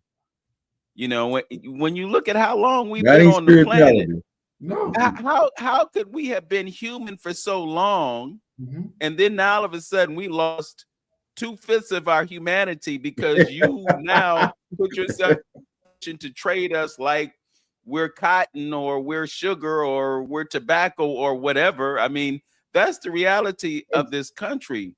You know, what did I say, Vince? Well, what did I say? What did I say about the individual that thinks like that? What did I say about him? You know what I mean? To just think, you know, I mean, how out of touch does that sound to you if a person take on that type of energy of thinking that a person, another human being, you actually thinking that person, you human, but this person is not human. You know, what you know, what kind of mentality are you coming from with that? It's very scary because this is the way religion have programmed people to be violent and not even know it and not even interpret that violence to be violent, because for them it is justified because the religions are given the justification. So there is no universal morality. It's not that killing is bad. It's that, did I kill? Who did I kill? It is not that stealing is bad. Who did I steal from? So as long as I take the gold and the money of the savages and the infidel, Allah or Jehovah is approved of it because they are infidel. So they indict you and then they reduce you to a state of animals. So this is why we need a great reset in Africa. I'm saying, I told them African people, for us to have a civilizational conversation, if we want to produce something better than ancient Egypt, something better that we had in Kush, we need to have a great reset. That great reset is a cultural revolution, it's a political revolution, it's an economic revolution. The stage is being set. I know the young people are thinking, they're asking questions right now, and we must get there because our survival depends on it. We can't continue to live at the mercy of the Iceman ideology. The Iceman ideology will continue to have unlimited want and desire to conquer, unlimited want and desire to get what it wants because it is afraid that winter is coming. It's going to lack. So it's wanting all you have. It needs your land. It needs your food. It needs your wife. It needs everything around you. So what are you going to do? Fight or run away? So if you're going to fight, then you need to prepare. Even America, I told the Foundation of Black Americans, like, I am in solidarity with you when it comes to reparation. I will, if there is a protest anywhere for reparation for Black America, I will be there. If there is a symposium anywhere, I will support. They need to be compensated for 500-year labor to build that country. If you have a dialogue with continental Africans and say, let's have a dialogue, when you come to America, you need to be in solidarity with us and not be carried away by the white imperialist market, and identify with our struggle. I will be with you in that solidarity. But if you want to use this idea of American exceptionalism, or we are American, we are exceptional Black people, or you will lose, because the Iceman will destroy America once he's done with it. The only reason America exists is because he's on top of the ladder and he still benefits, he still gets the privilege. The day America loses, the American society becomes too multicultural, where the president no longer has to be like them, they will destroy it. Yeah, buddy. Yeah, buddy. They will destroy it, and you will no longer exist in that politics where you call yourself foundation or whatever, because the country will not even exist. They will destroy it. So think outside the box and connect yourself globally with all your Black family, because that land only exists as a country because certain people are on top. The day they lose that privilege, they will burn it down. Absolutely. Yeah, that reminds me, just a quick. They will burn it down. Yeah, that reminds me of something real quick. I just want to interject real quick. Tell people to go to YouTube and look up Barbara Walter. Barbara Walter. She wrote a book, How Civil Wars Start, and she did a few interviews on the internet, on YouTube. And one of the things she said, one of the bullet points of dealing with a civil war, because she wouldn't study it all over the planet in reference to it. She couldn't study America, but she studied these other countries, is that a group of people see their power outgoing. And I think that's kind of like what you just described. You know, once they get to the point to where these people, and even what Dr. Whitaker say, they don't believe in democracy no more, because they have to be in the majority. If they're the majority, democracy works for them. Yeah. But once they're not in the majority, that's an issue, you know. So we got to redo this thing. So I think that's why some of them is okay with dictatorship, or you know, in this particular country, because it still puts them in power. Yeah. So that brings me to very quickly to the ideology of Donald Trump. When Trump came on the scene, I had my partner, she and I, and she was like, "Oh, I like Trump." So I was like, "Why?" She said, one, he's trying to protect the sovereignty of America. I'm like, okay, good point. Two, she said that he doesn't want illegal immigrants into the country. He wants the country, people come legally, study or stay. Illegal people, no. I'm like, okay, good point. Let's have a logical discussion. What's another point? She said, also, he doesn't like globalism. He doesn't like war. He doesn't like war. He doesn't like globalism. He's into American protectionism and what have you. I said, okay. I said, I gave you all of those points that you list, but there's something else I will tell you that you need to understand. You need to understand the philosophy and the ideology of the white supremacy. When they come, what they are selling you or what they are giving or what they are preaching, there is something behind it. It is not what they are telling you that's the issue. I said, let me go to the illegal immigration. Whenever Trump says he doesn't want illegal immigration or immigrant, he's saying that he doesn't want non-white people in America. That's what he's saying. You are not hearing it. It is not the illegal that is the problem. It is not the people coming. The problem is they are non-white. But he's not saying, he's saying, Sometimes he say it indirectly, but you are not smart, you don't get it. One of his videos, he said, why can't they bring people from Norway, Yes. Sweden, or this? Why from this country? Why from that country? His problem is not immigration. His problem is the colored people are outnumbering the non-white, and he's having a problem with that. But if he says that, he can't get allied. So he needs to say illegal. Then all black, Hispanic, everybody will run on board, because you don't understand the captain of that boat where he's leading you to. Does any country like illegal immigration? No country. Even my own country, I wouldn't say open my border, let people run in. But the man who is spearheading, Obama did more deportation than Trump. That's right. Obama did a lot on illegal immigrants than Trump.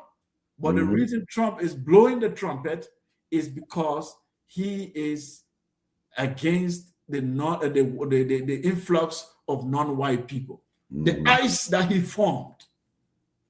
They have been attacking black people as illegal. They are black citizens will be attacked as illegal. Why is it that the color of a person determines that he's illegal? Why? This is what you need to know.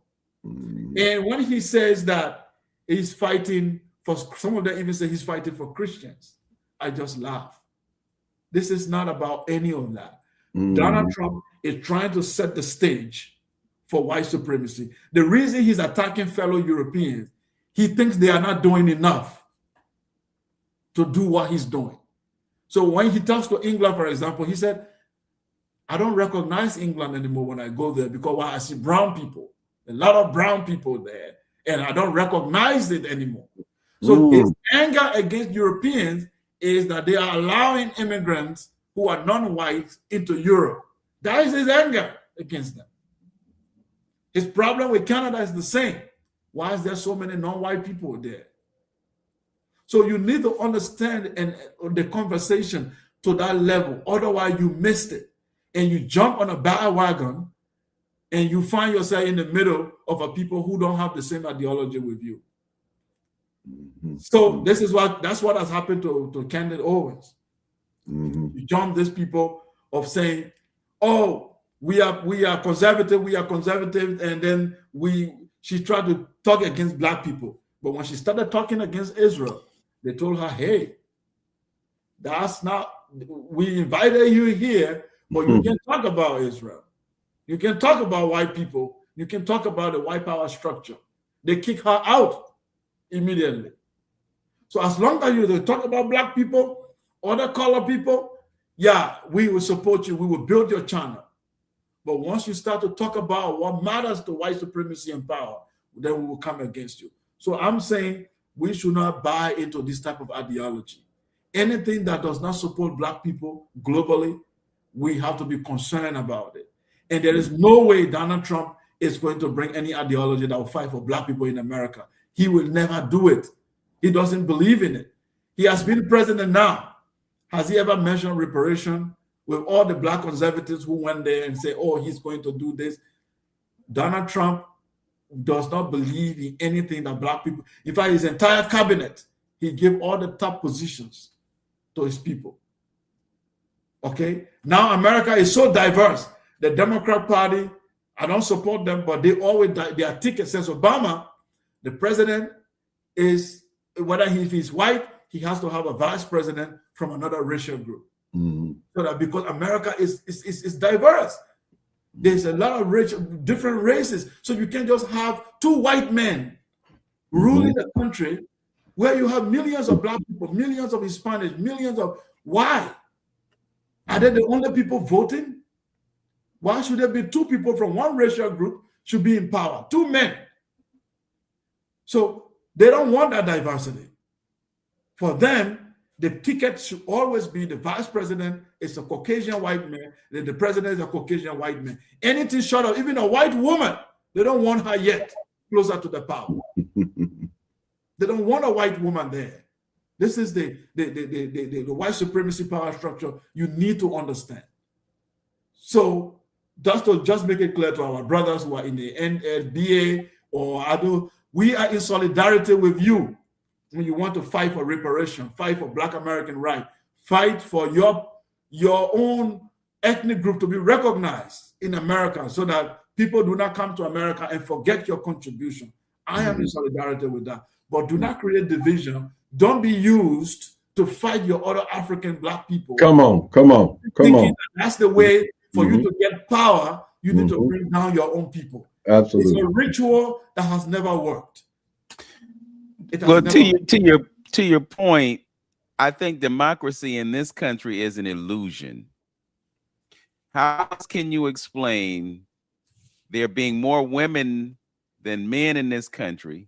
A woman runs for president, and it seemed that every woman in this country would want a woman to be president, but they couldn't do that because it wasn't a question of the people choosing the president.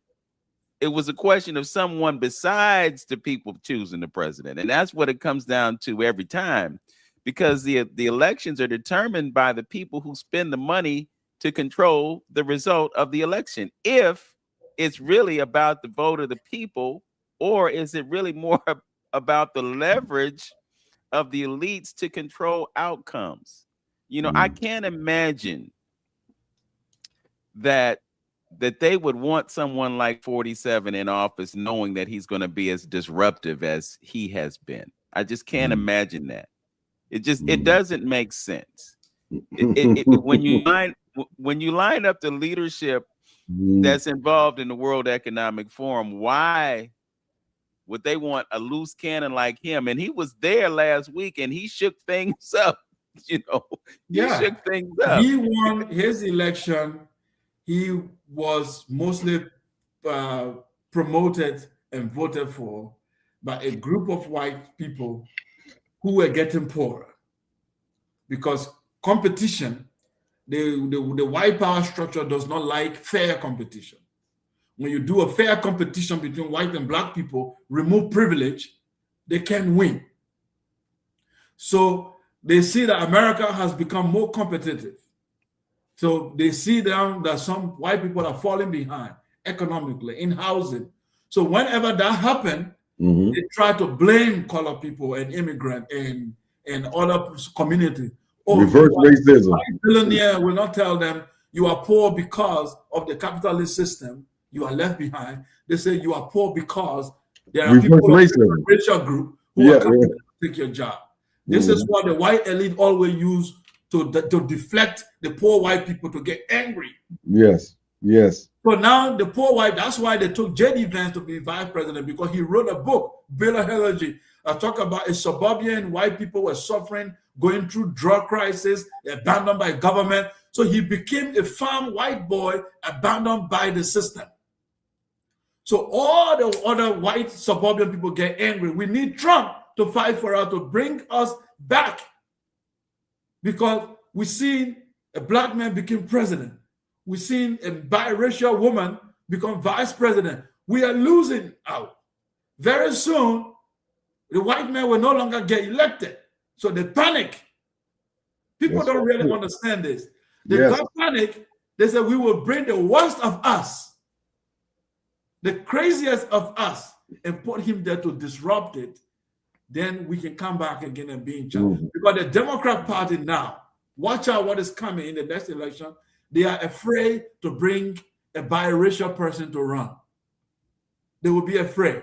They will be like, we need a white man, very, very white, probably with a white vice president to convince them to get Democrat back. If we bring a Black woman, we are not getting it. In fact, they are tying the losing of election to the biracial people and what have you.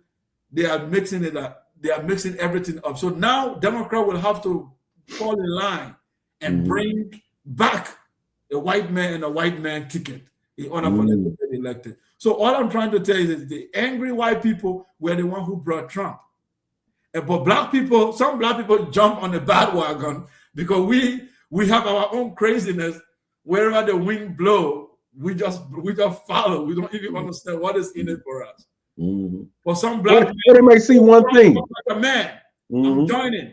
Well, he talks like a man. What man?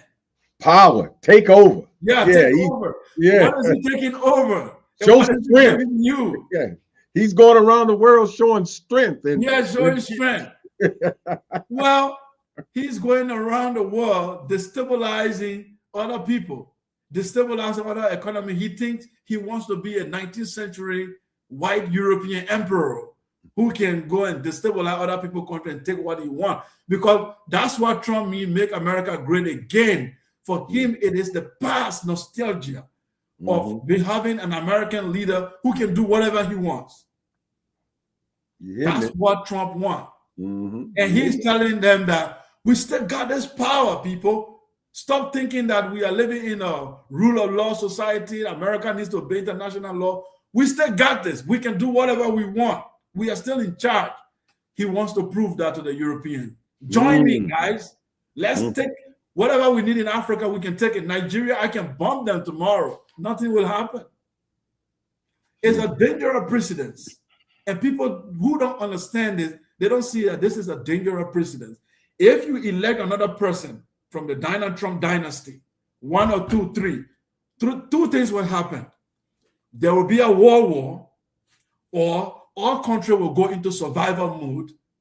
There will be a great economic war and crisis around the world. It will be like colonialism and independent period all over again. Because don't think all these countries are taking this for granted. Since he kidnapped Nicolas Maduro, every country around the world have gone into a different thinking. And said that a president we could be next. It could be me. So some country that's scared, they fall in line. Some country are strategizing. The BRICS are strategizing. Other people are also strategizing. They say, we got to do something about this. If he repeats what he did 1 or 2, 3 times, you can either have a world war, or you're going to have people go into survival mode, and international law and economy all will collapse. United Nations will collapse, and we will go back to ground zero and start again. Yes. Sekou, I think we're already in world war. Okay, you go into a country, take out the leader, and there are no repercussions. We already in world war. You just went into Nigeria, shot some people up, did what you did, came back. We already at war. What do we need? A declaration? Oh, world war has started? No, it's already started. You know, and I want to get to this idea of the shift, the paradigm shift in the population, because they're telling us by the year 2050, there's going to be more people of color in this country than there are folks who aren't considered people of color. But they try to make it seem like it's off in the distance. Who knows? Maybe that paradigm shift has already happened. Who's counting? Yeah. You know, it's already happened. And then I think the other thing too is that because we have so much division, we don't see our collective power. Europeans are the least populous people on the planet. That's right. So what puts them in the position of control? Yeah, and could it be that northern mentality we were just talking about? It's the northern mentality, and it's the mentality that Dr. Frances Cress Welsing enunciated in her work. It's that fear of genetic annihilation. You know, that's what's in progress right now, and it just seems so kind of ironic. It's a very interesting thing to look at, because the white people do not dominate because they are majority. You're right. Even when they are in minority, they still seek position of power. They want to. In South Africa, they are minority, but they are in position of power. They control the economy to date. Before that, they were in charge of the political power. Until Mandela happened in 1994, they were in charge. They were in charge of Zimbabwe until Mugabe got them out. So it is not whether they are a minority or majority. White supremacy is an ideology that is capable of ruling over people, a non-conscious, politically conscious group of people, no matter their number. Because to take America, for example, even if white people become 5% of America, they can still be in charge. Reason being, all they need to do is to make sure that white supremacy ideology is taught. Once it's taught, when the Hispanics come, they want to be identified as white. So they will cater to white supremacy. Indians, the brown as the Indian is, he wants to be white. So the Indian will cater to white supremacy. The black elite want to live in white neighborhood. They want to identify white. So you will find that the majority class of people will support and finance white supremacy to the detriment of their own survival. Unfortunately, that's how it has been happening. So it's not about whether they are majority or they are minority. It is the ideology and the system that is the issue. So now, whether there's the northern thing or the Frances Wilson her theory of genetic survival, there's a lot of elements of truth in all of this. But for me, I will stick to the ideological part, that it is an ideology that we can clearly examine. It seeks to dominate, it seeks to be in charge of everything, and it uses violence by any means necessary. So you can only counter it by being politically conscious. Yes. Be politically conscious and take all the necessary measurement to get rid of it. Mugabe got rid of it through violence. Because people don't understand, they think Zimbabwe is in a state it is in because the black people were not productive. No. Rhodesia was controlled by minority white people, and it became a very prosperous country because it was getting all the EU loan. The World Bank was giving it whatever it needed. European Union was pumping everything in there, like the way Australia is. So they made sure that it was very prosperous in Africa. Then Mugabe took over. They are like, Mugabe, you got two choices. One, you have to keep the white power structure. That means white minority control 90% of the land. They control the production. They control, and white people, black people who are 80 to 90% of the population work for us. They work in our houses as domestic servants. They work in our pig farms, and they work in our industry, and we are the bosses. Mugabe said, okay, let's test that. So Mugabe got in charge, and Mugabe said, well, that's not happening. I'm taking all the land back. I'm taking all the mines, and I'm giving it back to the people. So they said, well, if you do that, the second thing that will happen is that your economy we will collapse your economy. He said, yeah, I will take that choice. So all white people left Zimbabwe. The industries collapsed. He tried to revive the economy. The World Bank put sanction on him. Everybody, UK put a sanction on him. They strangle his economy. The African solidarity does not exist economically, because Africans do more trade with Europe than they do trade among themselves. People don't know that. So that affected Mugabe, and Zimbabwe collapsed. South Africa faced the same situation. They told Mandela, leave 90% of the land in the white power structure, or South Africa will become another African country. Mandela said, well, I've been in jail for a long time, and I don't want my people to go into economic desperation. I will leave the white power structure and give them political independence. Their generation should find a strategy to get rid of white people without doing it at once, but do it systematically and then take the resources. So Mandela knew that he did that, but he did it with the intent that the next generation will be able to face it. I see. So that's how Mandela, that's why South Africa is still somehow prosperous, because white people are still in charge, and they're in charge of the economy. So you need to know that that's what's happening in America. If they lose power, they will burn it down. If they lose power, they will burn it down. Hey, one thing? You got something, Vince? Go ahead. I got. Yeah, I would point out the fact one of the reasons Zimbabwe went so money You kind of breaking up a little bit. Because the U.S. Go ahead. dollar is being debased, and gonna go as far as it used to go. So it's like the same thing Yeah. is So going just to happen quickly, here in America. I have half an hour more. Okay, good. Yeah. Mm-hmm. So 30 minutes. Yeah. Well, say, repeat that again. So It broke up on my end, Vince. I didn't hear it. Your mic, you're kind of like, I think you're going in and out, so you can repeat that. Mm-hmm. Yeah, they messing with us, man. They do this all the time, especially when we get to the good part. So what I'm talking about is the fact that they debased the currency in Zimbabwe. They inflated it so much that people needed wheelbarrows to buy a loaf of bread. Mm-hmm. But the same situation is headed to America, because we've talked about the decline of this civilization, the decline of the supremacy, so forth, so on, of America.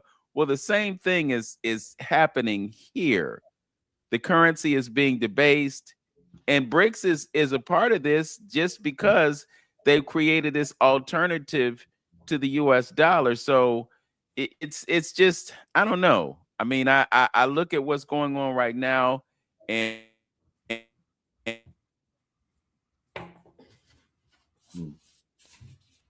Yeah, look like you froze again, Vince. Frozen again. Yeah, it froze on you again on that last couple sentences, Vince. I was just saying that we need a great reset, and we need an African cultural revolution. There's no doubt about that. One thing I wanted to interject here, and I think it's kind of, it's something that I've been on the last month or so, and really driving home when we talk about ideology, and I don't think in a sense we look at it this way as Black people in this country, and we are living the European experience. We have to really let that sink in and soak in. What we getting here is the European experience, because we don't control anything. Their ideology, their way of life, how they think about nature, how they think about God, spirituality, how they think about all those things. This is the experience that we are living in right at this particular time. Everything, far as religion, culture, all that is about indoctrination. All of it is an indoctrination. But the point of the matter is, who is doing the indoctrination? That's the question. So if you're being indoctrinated from this northern type of psychos and psychology, is that good or bad for African American people? That is the question. Who's doing the indoctrination? Something that Professor Small talked about in paraphrasing. You rather follow the cultural experiences and stuff of a people who wants to tear down nature versus the culture and experience of a people who wants to uphold nature and be in harmony with nature. So if you're being indoctrinated from that type of mentality, is it in your best interest? That is the question, on who's doing the indoctrination, and so we following into this particular footsteps with Trump and all what Trump all about. That's what is important, and we need to identify that to stamp that out, because it's all about the psychosis of where we going and how we going and how we moving, and we need to understand that. So how much time do we spend being Black and learning Black culture, Black way of life? Just like black and white is 180 degrees different from each other. And the last thing I want to say is this: I think it's divine order. All those things that you guys demonstrated because Vince, you said earlier it didn't make sense to you. I went through that logically all in my mind. How is he able to do this? Well, if you believe in karma at all, you can't get longevity on an empire based on ugliness. You don't get 3,000 years like in Egypt. You don't get those great Malian and Ghanaian empires based on wretched ugliness, murders. You can't get longevity if you believe in spirituality. So I think he's the right person for the right time for this global shift. And I think somebody even commented on it. as far as Trump is concerned, to turn this tide, this situation back to a second-class citizen, second world-class citizen in this particular American government. That's what's happening, because he's annihilating and separating everything, America from everybody else and everything else. And the whole BRICS situation is getting tired of getting pimped by America weaponizing the dollar and things of that nature. So it's a fall. It's a fall. It's divine order of the fall, and he's the right guy to do it. That's my analysis of it. Yeah, thank you. I would like to address this question. Brother Sekou, yeah. Okay. Yeah, so let's talk about how the Black American experience when they went back to Liberia, and how history is a case study for Black returning to Africa now. Now, first of all, look, the problem is in the question. The first problem in the question is, he said, when Black Americans experienced when they went back to Liberia. First of all, there was no Liberia when they went back, because you have to put this in context. The idea was there was a country called Liberia, and Black Americans returned to that country, and they probably were not well received by those Liberians. No, there was no place called Liberia. It was an island, a coastal land that was inhabited by a group of tribal people, settled because they were living, because at that time, we are talking about 1816, 1822. So 1816, 1822, most empires in Africa were already destroyed. The colonialism was on. So people were living into little chiefdom. So that part of Africa, the Europeans haven't taken it yet. So it was not called Liberia. It was called different name, Cape Monserrado. It was called different. There were different settlers and different groups. What was happening in America? In America, slavery has ended, but there was a racial tension between white people and Black people. Again, it's the same thing that it correlates with what we were just saying. The white population did not want free Black people roaming about and competing with them. So when they saw that they were no longer slaves, they were now free Black people trying to establish themselves, enterprise. White community were uneasy. They were like, we don't want these people here. If they can't be our slaves, that if we are not in charge, they got to go. We got to burn it down. They need to leave America or find a place to be. So there was racial tension. So there was some Black people who wanted to say, look, if we find a piece of land that we can settle on to escape the racial tension, we don't mind. So Reverend Finley, a white man, created an American Colonization Society. The American Colonization Society was an NGO which was now responsible of taking some Black Americans who are willing to leave America and settle them on the west coast of Africa, anywhere that they can just have a peaceful living. Now, you need to understand, this is white people agenda. This was not a group of conscious Black Americans sitting down, setting sail by themselves, trying to unite with their brother on the continent. This is a white government engineer. It's a white government engineer activities. They are the one doing the Sierra Leone as well, yes. So the American Colonization Society did this arrangement, but the arrangement was not based on agreement with the people who own the land. They didn't go there and have a good dialogue with the people. They say, hey, we have your brothers or people who were formerly enslaved, and they want to come and settle here in your kingdom, and this is the arrangement. Some people say some type of arrangement was done, but like always, Europeans, what they sign and what they do is always different. So these brothers, it's always different. They did it with the natives. They sign fake deals, and then they do something else. They don't honor all the deals they sign. Right. So they went to the Black Americans and said, we purchased, we secured the land. And then they brought them there. So the tribal people panic, because you have to know at this point, the racial consciousness or continental consciousness of Africa was still developing. Africa only saw themselves in ethnic groups.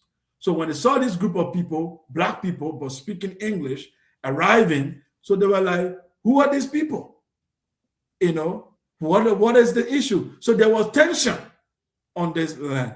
So the American Colonization Society brought these mostly Christians, Black Americans, and brought them to that island. And they brought Christianity, and they brought all the ideas of everything that America about. That's what they brought. And they were in conflict with the native people. So eventually they succeeded to unite various territories and create a country called Liberia, the land of liberty. When they created the country, the native people did not have a sense of citizenship. For them, they are just loyal to their chief and their king, and they don't have anything to do with the president. So the African Americans settlers were the citizens. They are the ones who were, having this consciousness of being citizens and paying taxes and talking to the president and having elections. The native people were just watching this. What are these people going on?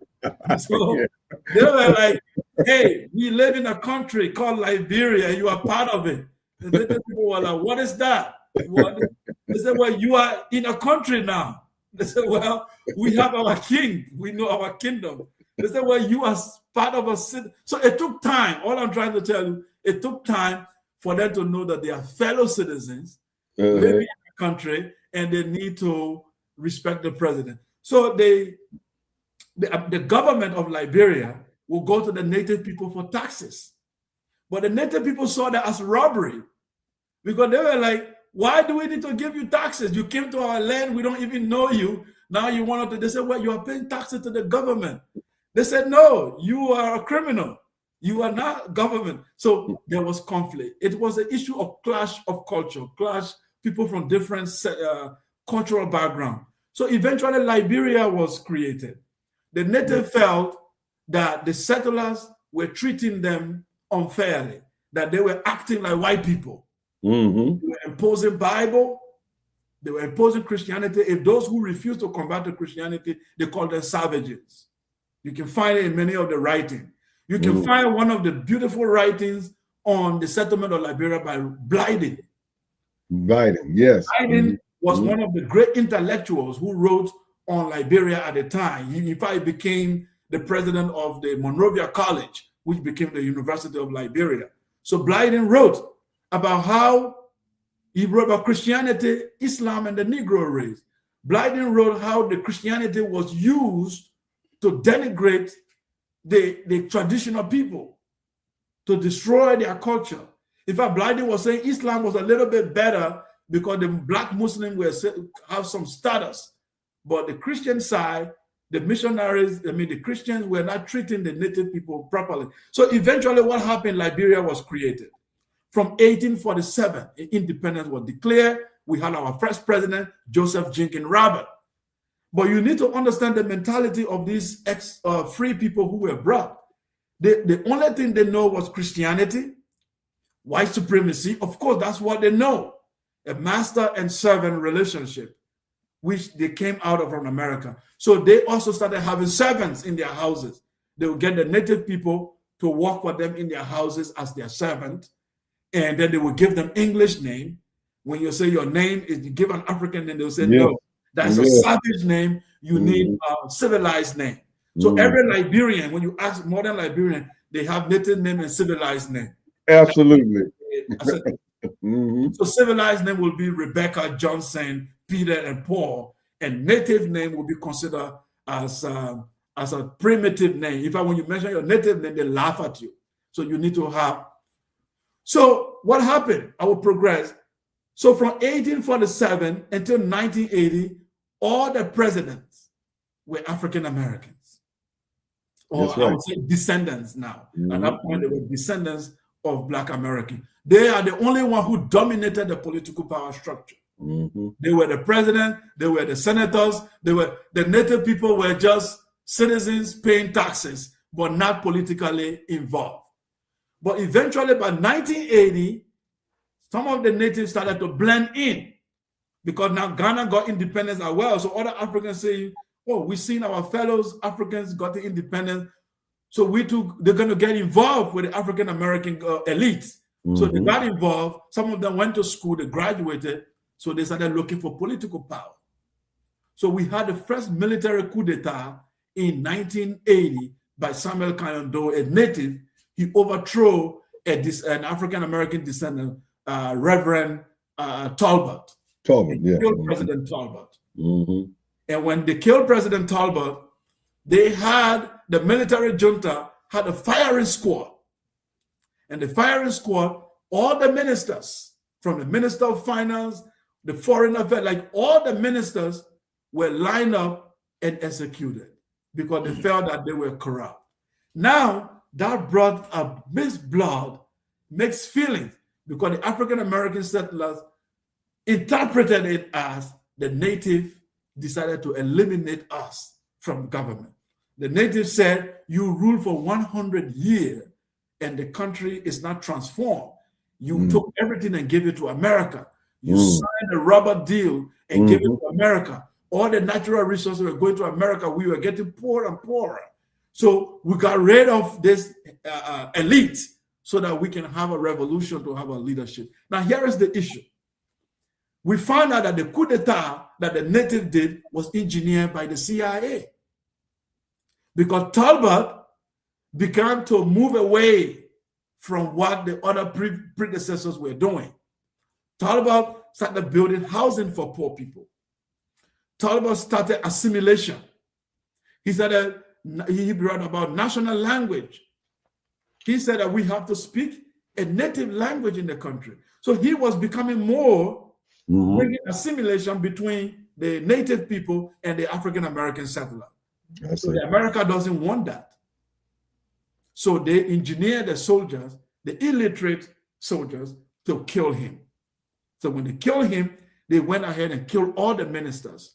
So that created the theory that the native settlers did not like the African American. But I will tell you that by 1980, they were intermarried. You couldn't even tell the difference between who was a native and who was an African American. The only way you could tell the difference was a privilege. When you see a rich person in Liberia, he's likely an African American descendant. So that's the way people distinguish.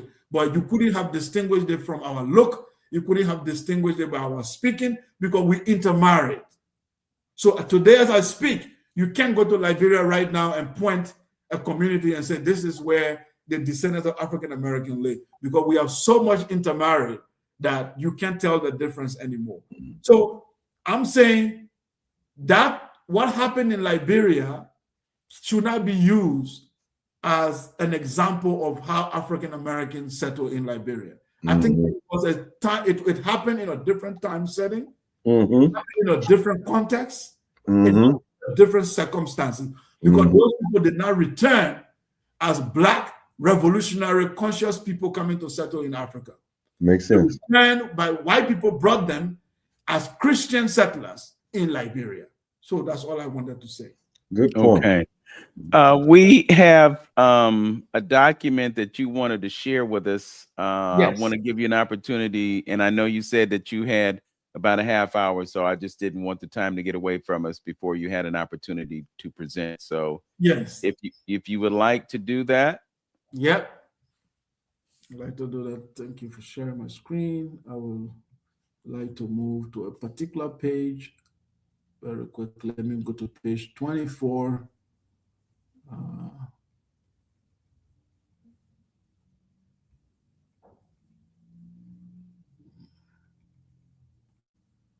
Yeah, 17. Okay. 22. All right. All right. So let me go up here a little bit. Yeah. So I don't know. I will go back to the beginning. So this is a scholarly document that that talks about the slavery. How, because one of the arguments that you get when they try to create division among Black people is to say, well, Africans sold Africans, and there's no need for you guys to unite because you sold each other. But they don't really go into the context to be able to understand the context of this slavery and this slave trade. So that's why I bring this document. This is the I will go back to the beginning after to read the source itself. but I'm into it already. So it's called the UNESCO Voyage of Slavery. And I will go back to the author and show you everything. But let me read this. I'll start here. Prince Henry, this is a Portuguese king. Prince Henry the Navigator, for example, a Portuguese pioneer, in sending ships to Africa, was primarily interested in gold and engaged in slaving only as a secondary activity. Rumors of substantial economic opportunities at the Timbuktu on the Niger River, having driven him to launch a major military and trading expedition in the area. Nevertheless, a major effect of such intervention was the opening of the slave trade as an important European commercial activity, and the Portuguese commercial network rapidly developed in the Guinea.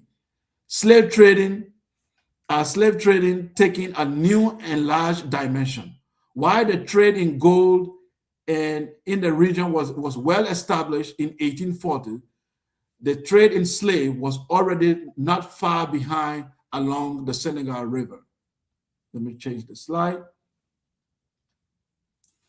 However, even in the early period, it was not an easy matter to obtain slaves.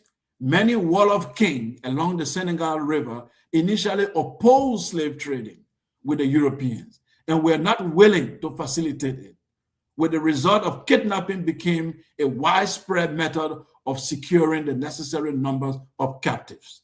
Raiding villages and taking the inhabitants captive expand in the area in order to supply the Portuguese slaves.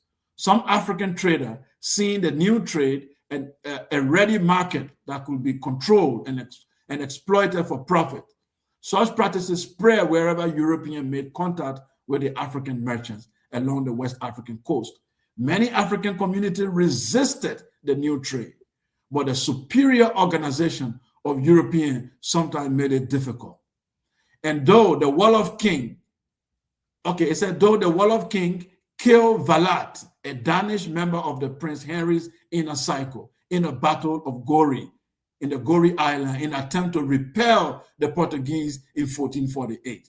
The raid continued to some extent, building upon the tradition of the village raiding, kidnapping area, established the village Tuaregs, who themselves enslaved Black Africans to the Mediterranean trade. As the slave trade developed, European thinking on slavery also developed. So basically, this area is telling you that the Wolof king were opposing the slavery. So what the European did was to invade those villages, start kidnapping people, and the kings who will not agree to it were removed and replaced by other kings. So you have to, this is early into the slave period now with the Portuguese. Because the Portuguese prepared the ground before the British came in, before the French came in, before the Americans came in. But you have to know that the Portuguese were the one who started destabilizing the community first. So when they went there for gold, they started kidnapping people, and they told the king, because African, you need to understand, African did not have jail.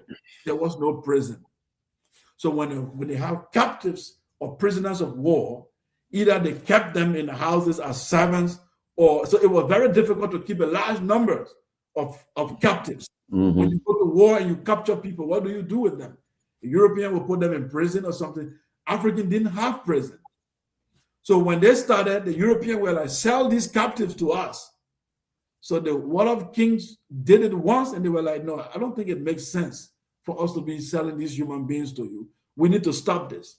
When the Portuguese saw that they couldn't continue, they brought their guns and they started invading villages. And when they invaded villages, they captured people, and then some other renegade or some other bandits, they were like, we will give you gun, overthrow your king and become the king. When you become the king, the only way to maintain your throne, you have to be selling people to us. Same game then, huh? The regime change. So this is how they destabilized these communities. And then they began to now start this trade. Now I will go to page 81 and show you something very interesting. The document is very small, so I'm not seeing it very well. So that's why my reading. Put it back up, please. Okay. So I'll go to page 84. Let me go to page 84 here very quickly. Oops. That's 30. I think the way I share my slide, I should have just shared my screen directly. It would have been much better, but I'll still get there. 84. I'm at 48 now. I'll show you something.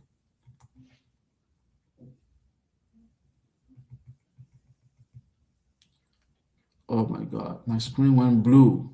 What's going on? Okay. 63. So give me a patient with me. Let me get to 80.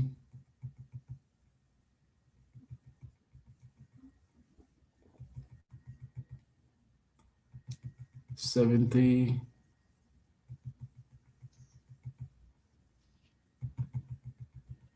Okay.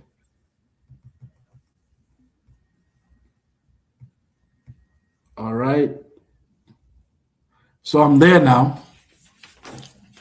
It said most Africans who found themselves on the slave ship will have been kidnapped in raids on their villages, or they will have been prisoners of war or victims of political authority.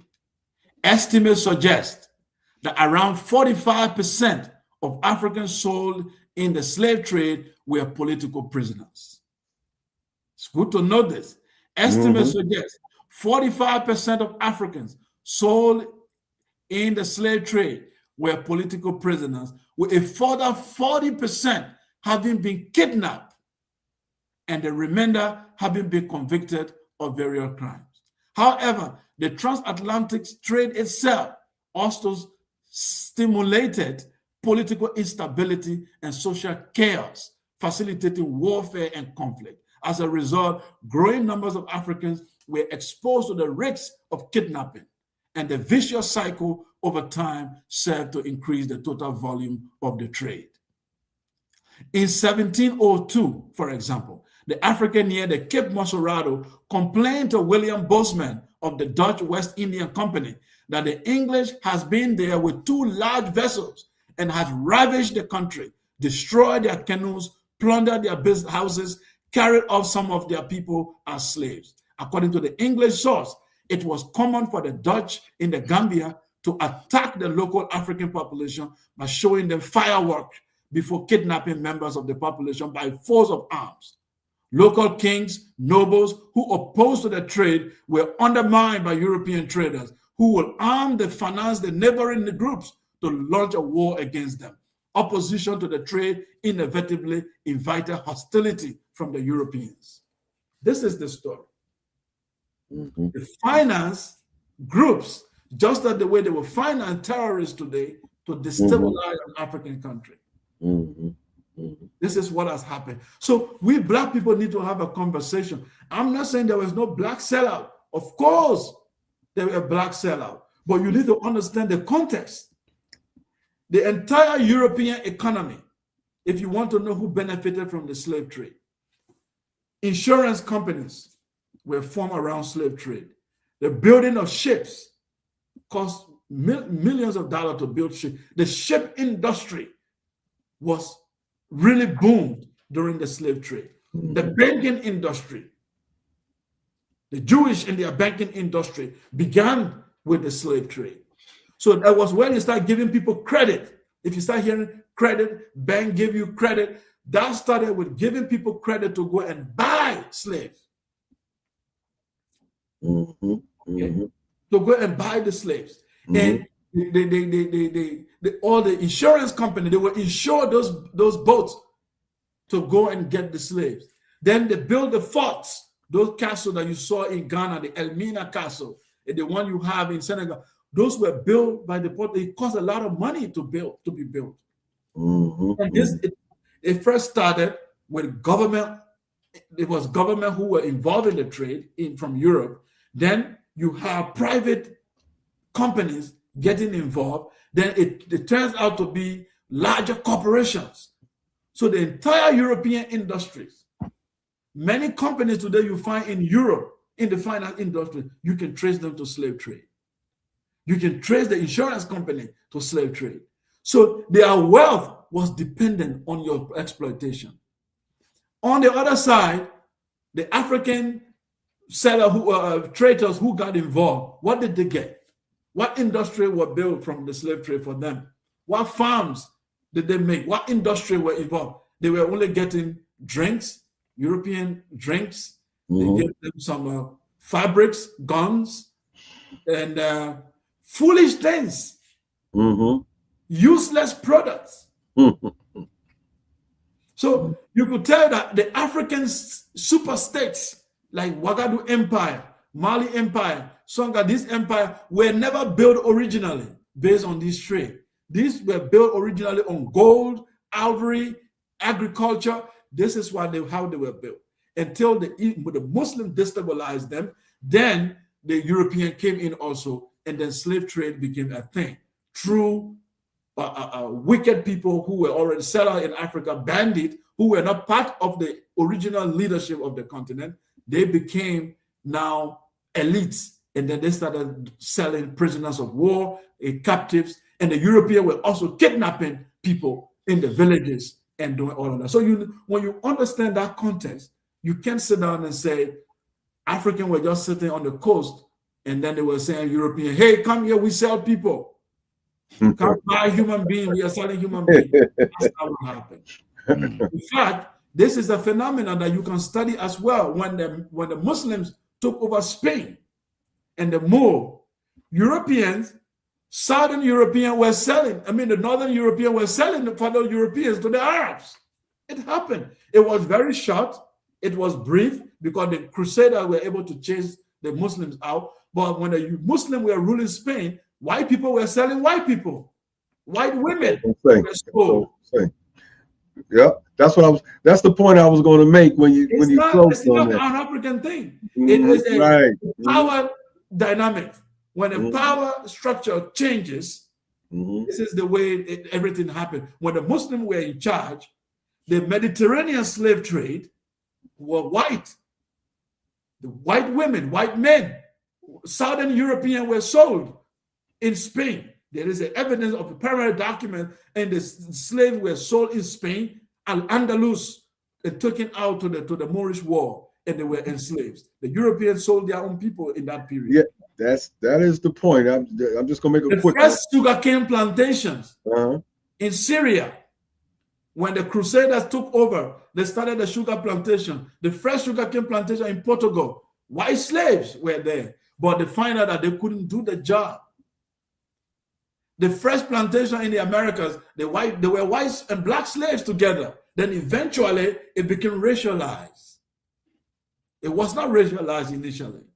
It was just about power. So even poor white people should understand this today. When the day black people get independent and free, they will be the elite can enslave them at any time. The only reason today the poor white man is free is because he has been replaced by people of color. Otherwise, he himself will be enslaved by his capitalist elites. Yeah. Well, reality, Brother Sekou, is that they couldn't handle being in the sun all day picking that cotton. They just didn't have what it took to do that. That's why it is. The diseases, they died. The African pathogens, they were surprised because the tropical area where you have these sugarcane farms, there were diseases that evolved and people were dying. The Native Americans were dying. The European, but the African have their immune system was very strong. So the diseases came, they recover. Where the European died of, the Indian died of, the African didn't die. So they were like, how these people are able to survive even with disease spreading. So their gene, they've developed a very complex immune system. That's why they got interested. They are superhumans. We must get them to do the work. Well, I was actually just being facetious, but I think you illustrated the point quite well. And I'm thinking about Panama. You remember we went to Panama a few years back, Brother Antonio, and we learned about how the Panama Canal was built. Yeah, that's right. Yeah. And we built the Panama Mhm, Canal because they didn't have the physical fortitude to endure what we mhm, did. So it's mhm, similar theme, similar pattern of exploitation. Brother, you told us you had a half hour, and I want to be respectful of your time. mhm. There were a couple of people that chimed in. One asked if you were familiar with the so-called Spinoza's God, and and if so, how it relates to African spirituality. I know we probably don't have time to explore that, but I just wanted to acknowledge that comment, and perhaps the next time we get together, we can talk about that. And then there is this piece right here. Chief Sawo Boso helped settle the debate about how the land was acquired. America, Liberia only held 10% of the land to this day, and they wanted you to talk about how Liberians founded the League of Nations. Another relative and pertinent thing for us to talk about, but again, we don't have time. But I want you to pin these thoughts, and perhaps the next time that we have you aboard, we can talk about these things. Absolutely. Yeah. Only thing I would add in closing is that, I mean, just to say, you know, for African Americans, don't get caught up into that. Africans helped Sullivan and say in his slavery. It's people who have done injustices to their own all over. You know, the Native Americans, the white folks here, the Native Americans was out there. So, you know, the light-skinned Native Americans, we know who we be talking about. But they was out there selling guns, being scouts. You know, the whites were selling guns back to the Indians, selling secrets to other countries, and like you just pointed out, there's other places where did bad things towards their own people. So I'm telling the black folks, get off of that. Don't hold on to that. People did that all over the planet, and don't let it be used as a division or divided between us and in Africa. That's 500 years ago. You're gonna keep tripping on that, but things going on right now, current day, that you want to give some people a pass on, but you want to still hold on to that propaganda about Africa and fight. And they sold us into slavery. Go on, man, get rid of that crap and let's move on and see the game that's being played. Yes, I think it's our great scholar who wrote The Destruction of Black Civilization, Chancellor Williams. Chancellor William. May he rise in power. Chancellor William said something very interesting in his book, that because we were talking about behavioral genetics in this our conversation today, which is interesting, very interesting to me, how environment and genes shape human behavior.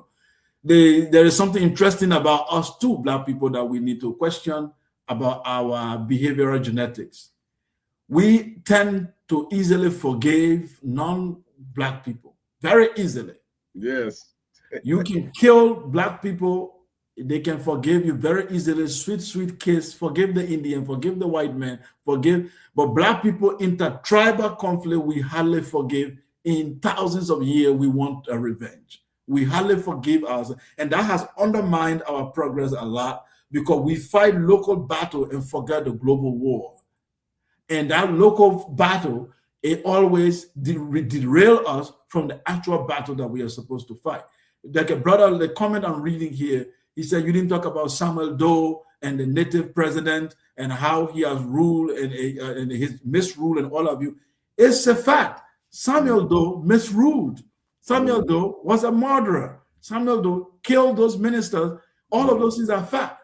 The other fact too you didn't look at is that our brothers from the other coast, they ruled for 100 years. The country did not progress. There was no internal democracy. There was oppression. We got to do all of these things and look at it and say, today, what is our next line of defense? These are things that we need to look at. Look at America that you are looking at.